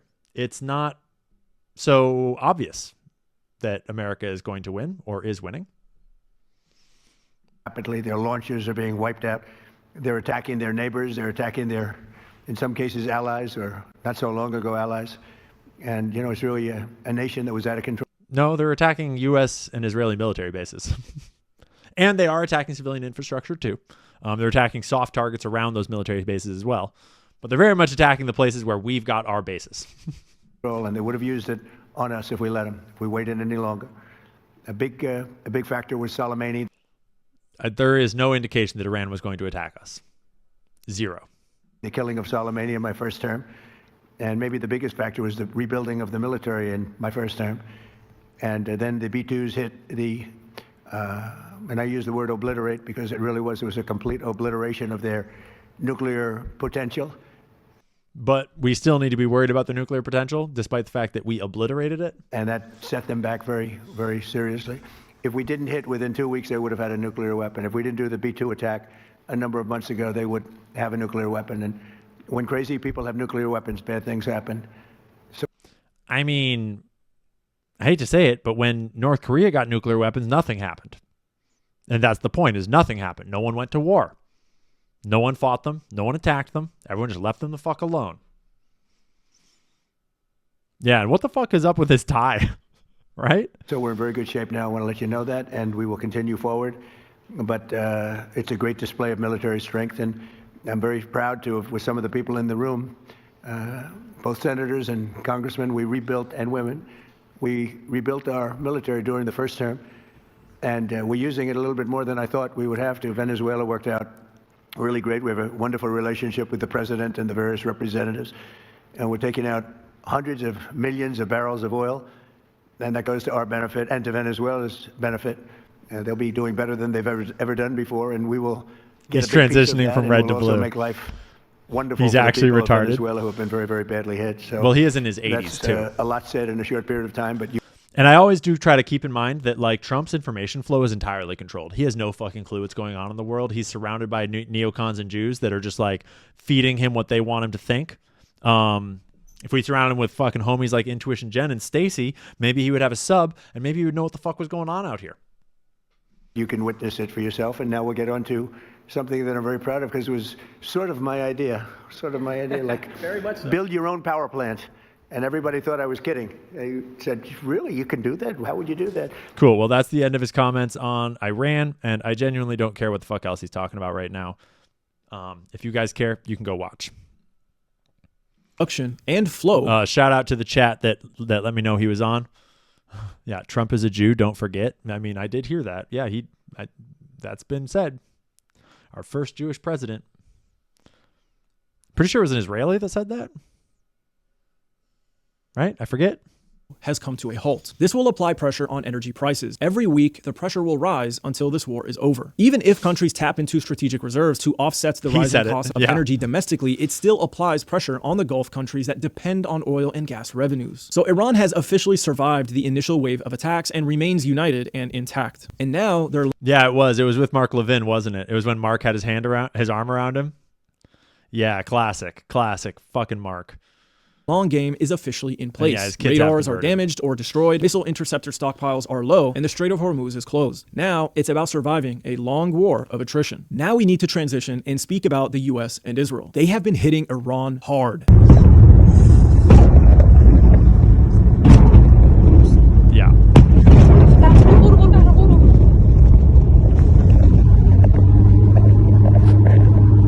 Thousands of bombings over the last few days. Tehran is an apocalyptic war zone. In the initial attacks, the US struck radars all across the country, effectively blinding Iran's air defenses. They did this with a variety of different weapons from outside of Iranian territory, using ATACMS with a 300-kilometer range, PRISMs with a 500-kilometer range, and Tomahawks with a 1,500-mile range to strike radars and other targets in Iran. And the Israelis used standoff missiles from Iraqi territory like the Spice 1000 and 2000, the Rampage missile, the Air Laura, the Blue Sparrow, and the Golden Horizon. By picking away at radars, they were able to clear the path for long-range bombers like the B-1 to carry out massive bombings over Tehran. The B-1 has a payload of 75,000 pounds, meaning it can carry 24 2,000-pound JDAMs in a single mission, and it can travel at speeds of 900 miles per hour at high altitudes. The US has already shown us footage of the B-1 taking off for bombing runs, and we have also seen footage of unexploded JDAMs in Tehran. As always, the weapons analyst Patricia Marins provides us some deeper insight. Yeah, dude, everyone's fucking looking at Patricia Marin. So apparently she's a weapons analyst. Today, the first clear evidence of U.S. air superiority, at least in the vicinity of Tehran, has emerged. I think we looked over this report yesterday, too. And make no mistake, like, the U.S. and Israel went fucking hard on their first strike. They decapitated the shit out of a lot of Iran's radar and air capabilities. They're definitely up in the skies with their bombers now. JDAM failed and was recovered intact in the Normak neighborhood northeast of Tehran, approximately 100 kilometers from the Caspian Sea. It was likely launched by B-1 bombers that departed from Diego Garcia yesterday. Since a standard JDAM has a range of 15 to 25 kilometers, this technically demonstrates incontestable air superiority over the Tehran area. The aircraft could release the bomb from well outside the reach of most Iranian short and medium-range air defenses. Iran probably anticipated the scenario, but it does nothing to improve its position. I believe Iran is now relying solely on drones for airspace patrol, after likely losing most or all of its radars probably on the first day of the conflict. Which makes me curious what's going on with the planes and helicopters and such that were painted onto the runways. Do they still have them? Are they holding on to them? Were they all destroyed? The way that Hegseth likes to make it sound.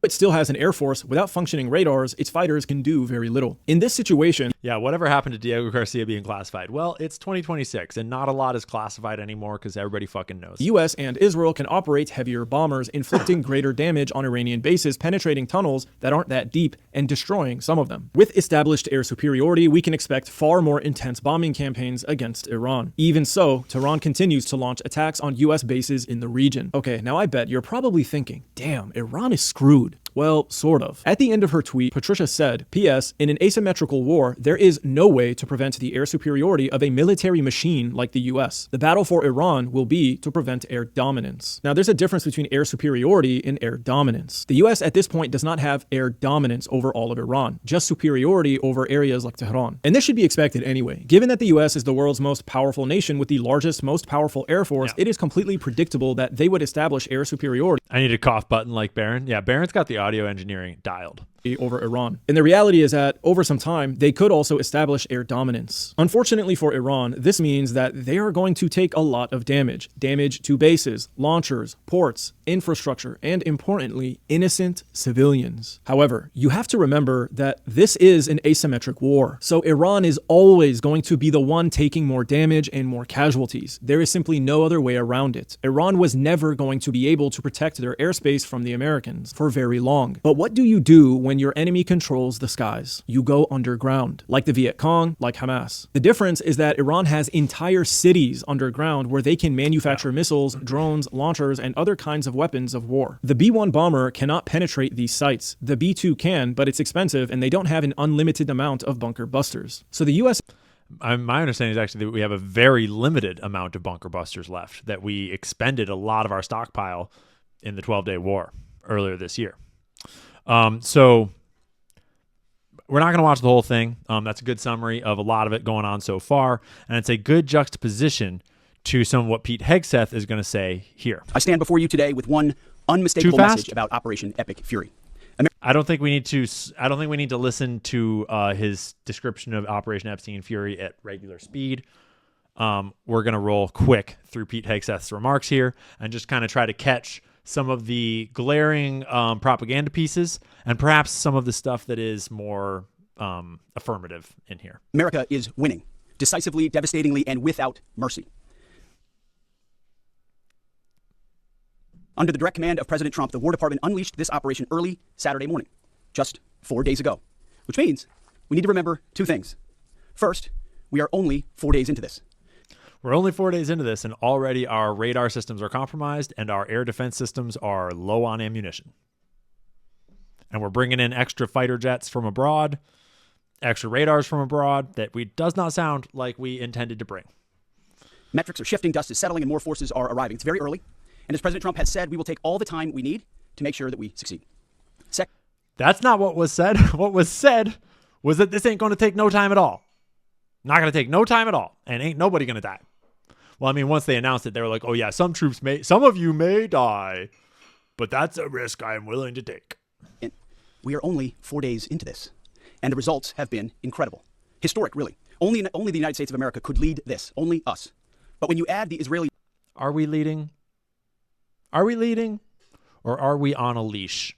Defense forces, a devastatingly capable force, the combination is sheer destruction for our radical Islamist Iranian adversaries. Yeah, correct, Jade. Their messaging around this war is the most retarded thing I've ever heard. Absolutely. They are toast, and they know it. Or at least soon enough. Did I see Nate's video with the Shrek King? No, but that's exactly the clip that I'm referencing. They will know it. And we have only just begun to hunt, dismantle, demoralize, destroy, and defeat their capabilities. Just 4 days in. Starting last night and to be completed in a few days, in under a week, the two most powerful air forces in the world will have complete control of Iranian skies, uncontested airspace. I hope all the folks watching understand what uncontested airspace and complete control means.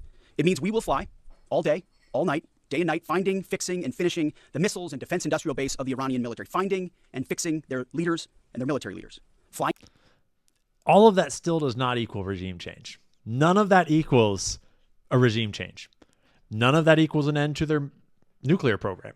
None of that equals anything except for damaging their ability to fight war and hardening their people's resilience and hatred of us. Like, that does not equal regime change. Flying over Tehran, flying over Iran, flying over their capital, flying over the IRGC, Iran, and dropping bombs on their civilians. On their military targets as well, for sure, to be sure. But a lot of bombs are being dropped on their civilians. Leaders looking up and seeing only U.S. Yeah, they did take out the one dude keeping Iran from going nuclear. U.S. and Israeli air power every minute of every day until we decide it's over. And Iran will be able to do nothing about it. B-2s, B-52s, B-1s, Predator drones, fighters, controlling the skies, picking targets. Death and destruction. Death and destruction for civilians. Sick. Right on, Pete. That's exactly what we wanted our tax dollars to be spending money on. It's exactly what we wanted to do for Israel. How much safer do we feel? Holy shit. From the sky, all day long. We're playing for keeps.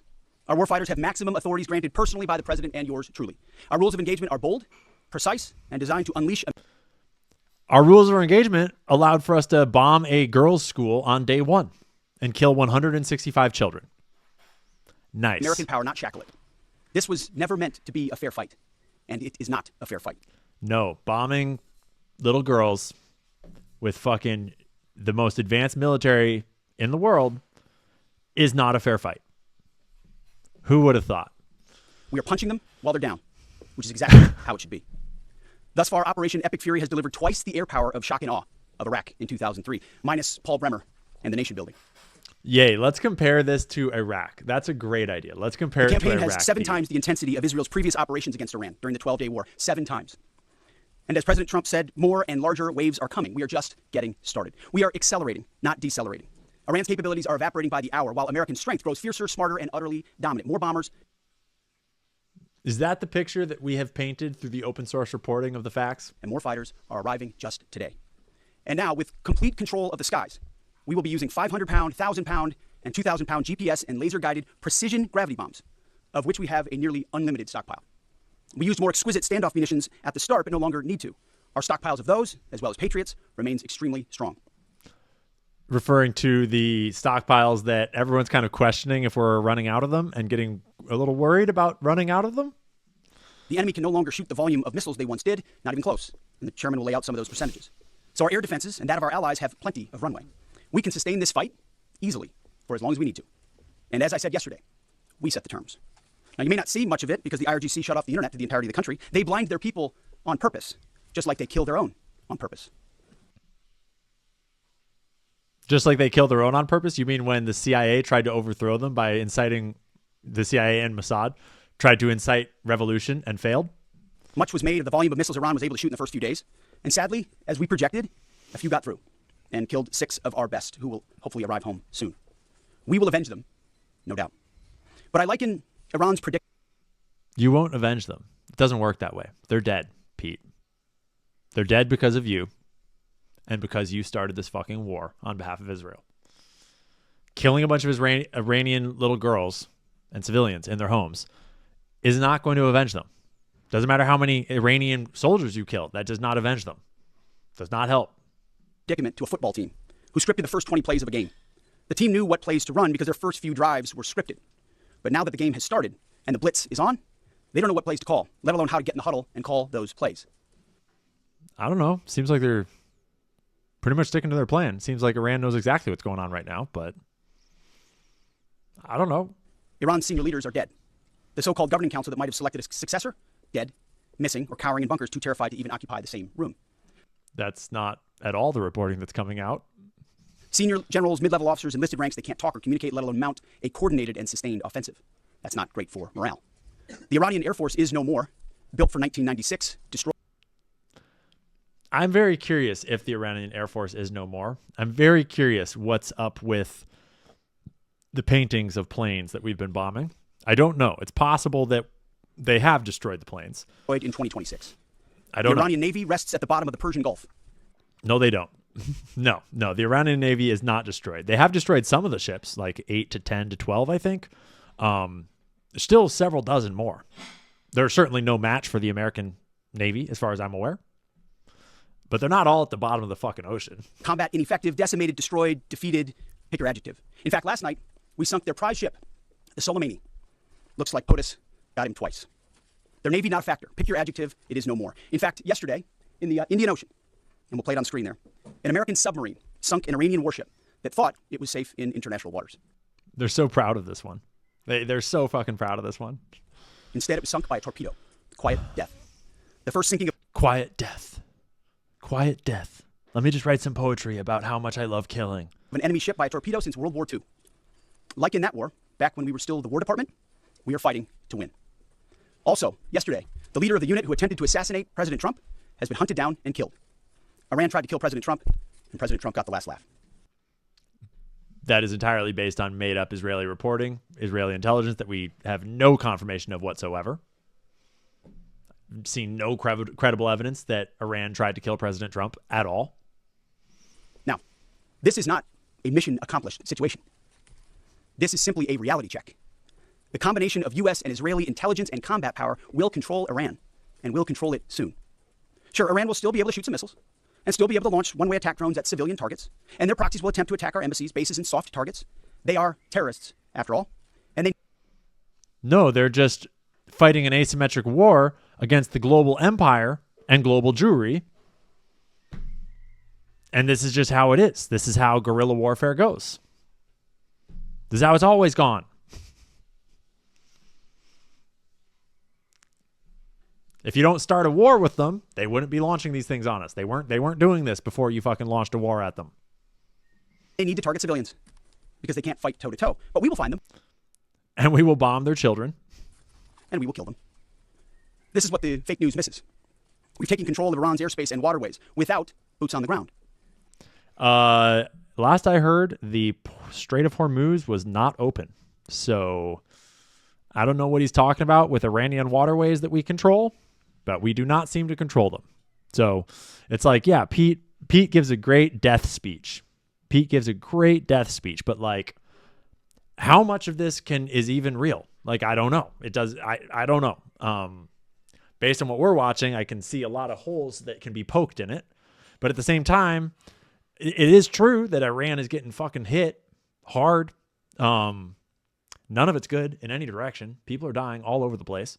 Our money is being spent like fucking hotcakes. We control their fate.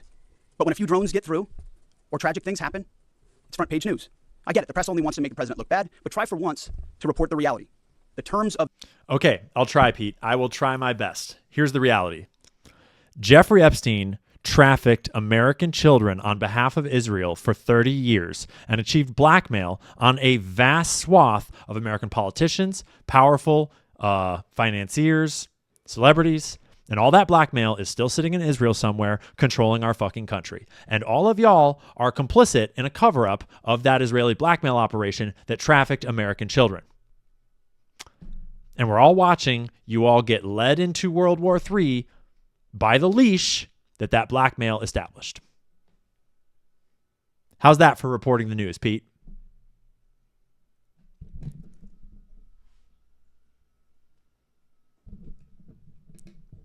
I did my best. Of this war will be set by us at every step. As I said Monday, the mission is laser focused. Obliterate Iran's missiles and drones and facilities that produce them, annihilate its navy and critical security infrastructure, and sever their pathway to nuclear weapons. Iran will never possess a nuclear bomb, not on our watch, not ever. I have not heard anything that seems to indicate that we're slowing down their ability to produce nuclear weapons in this war. I could be wrong. I don't know. But as far as I'm aware, all of their nuclear capabilities are deep underground now, and we have not been dropping any bunker busters on any of that because I don't think we got very many of them left. And this is why President Trump's moral clarity on Iran today is so vital.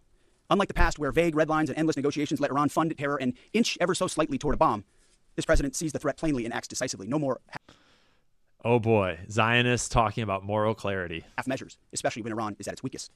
No more letting Tehran play for time while our people pay the price. His leadership ensures that we finish what we start and that we protect our warfighters by crushing the enemy before they can strike again. Our offensive operations, refined through months of relentless preparation, are unstoppable. And our defensive efforts are unprecedented. We have from the start put the protection of our troops ahead of everything else. Before we very publicly built up offensive combat power, we quietly ensured that our defensive posture and power was in place. And as we built up offensive combat power, we moved the vast majority of American troops, over 90% of Americans that were on our bases, what we say off the X, out of the range of Iranian fire. Our defensive shield is equally formidable. Out of the range of Iranian fire? So if you could move your troops off the X, out of the range of Iranian fire, and they're still way over the fucking there, then please explain to me, Pete, how Iran ever posed a threat to America. If the range of Iranian fire is way the fuck over there, then why are we over there fighting Israel's war for them? When clearly their range does not include America. The most sophisticated air and missile defense network ever fielded. Thousands of Iranian missiles and drones have been intercepted and vaporized. Tens of thousands of American and allied lives protected.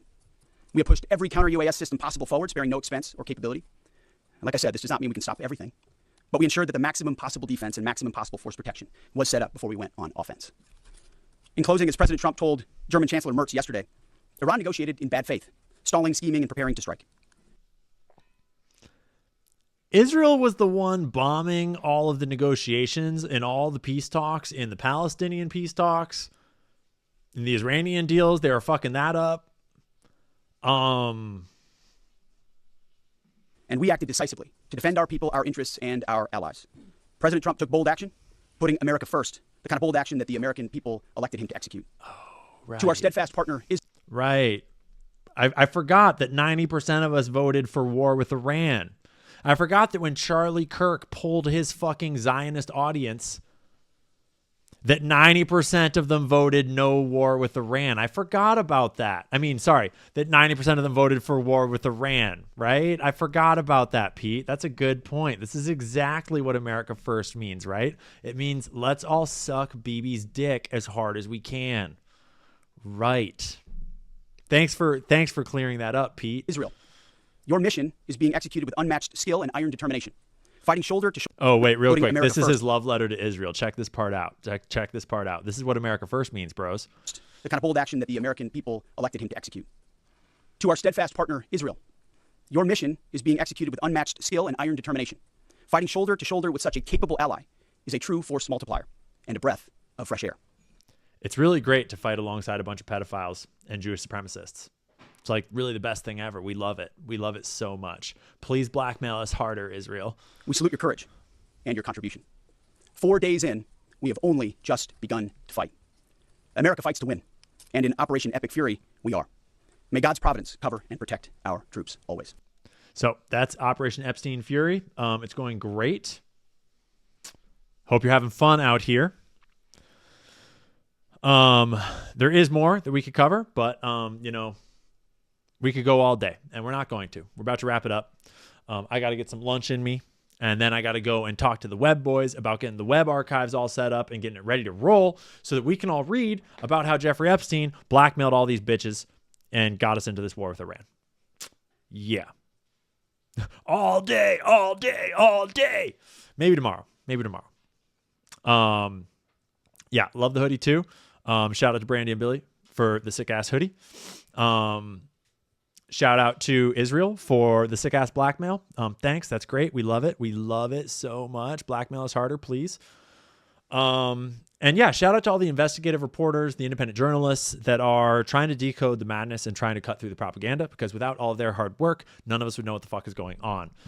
Prayers to all the troops that are out there. I know I talk a lot of shit about the American military, about the American government, about Israel in general, but genuinely, like, prayers go out to all the troops that are caught in the crossfire here, all the troops that are out there trying to do their jobs that didn't get to choose their jobs.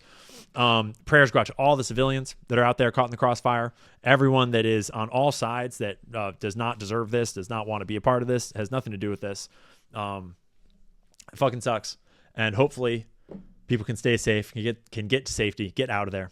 So pray for everybody, pray for safety, pray for peace. Doesn't look like we're going to get it anytime soon. And I'm going to do my best to kind of keep covering it as we go. But also there's a lot of other stuff to cover. Candace is going in hard on Erica Kirk, and I got to do some catch up on that. There's been some really interesting developments in the Charlie Kirk stuff. The Epstein stuff is still cooking and cranking away. And I think it's about time that we start talking about 9/11. It's about time that we started talking really seriously about 9/11. So we're going to fucking talk about it. Probably the next week or so, we're going to start breaking down what the fuck actually happened on 9/11, because it's blowing my mind how many people still do not realize that those buildings did not fall because planes hit them. And let's just say that a bunch of Middle Eastern terrorists did not fill up 3 towers with the demolition charges required for a controlled demolition. That's not how it happened. It was someone else that filled those towers with those explosives and brought them down that way. And it was someone else that took video and photos of it as it happened and cheered and danced.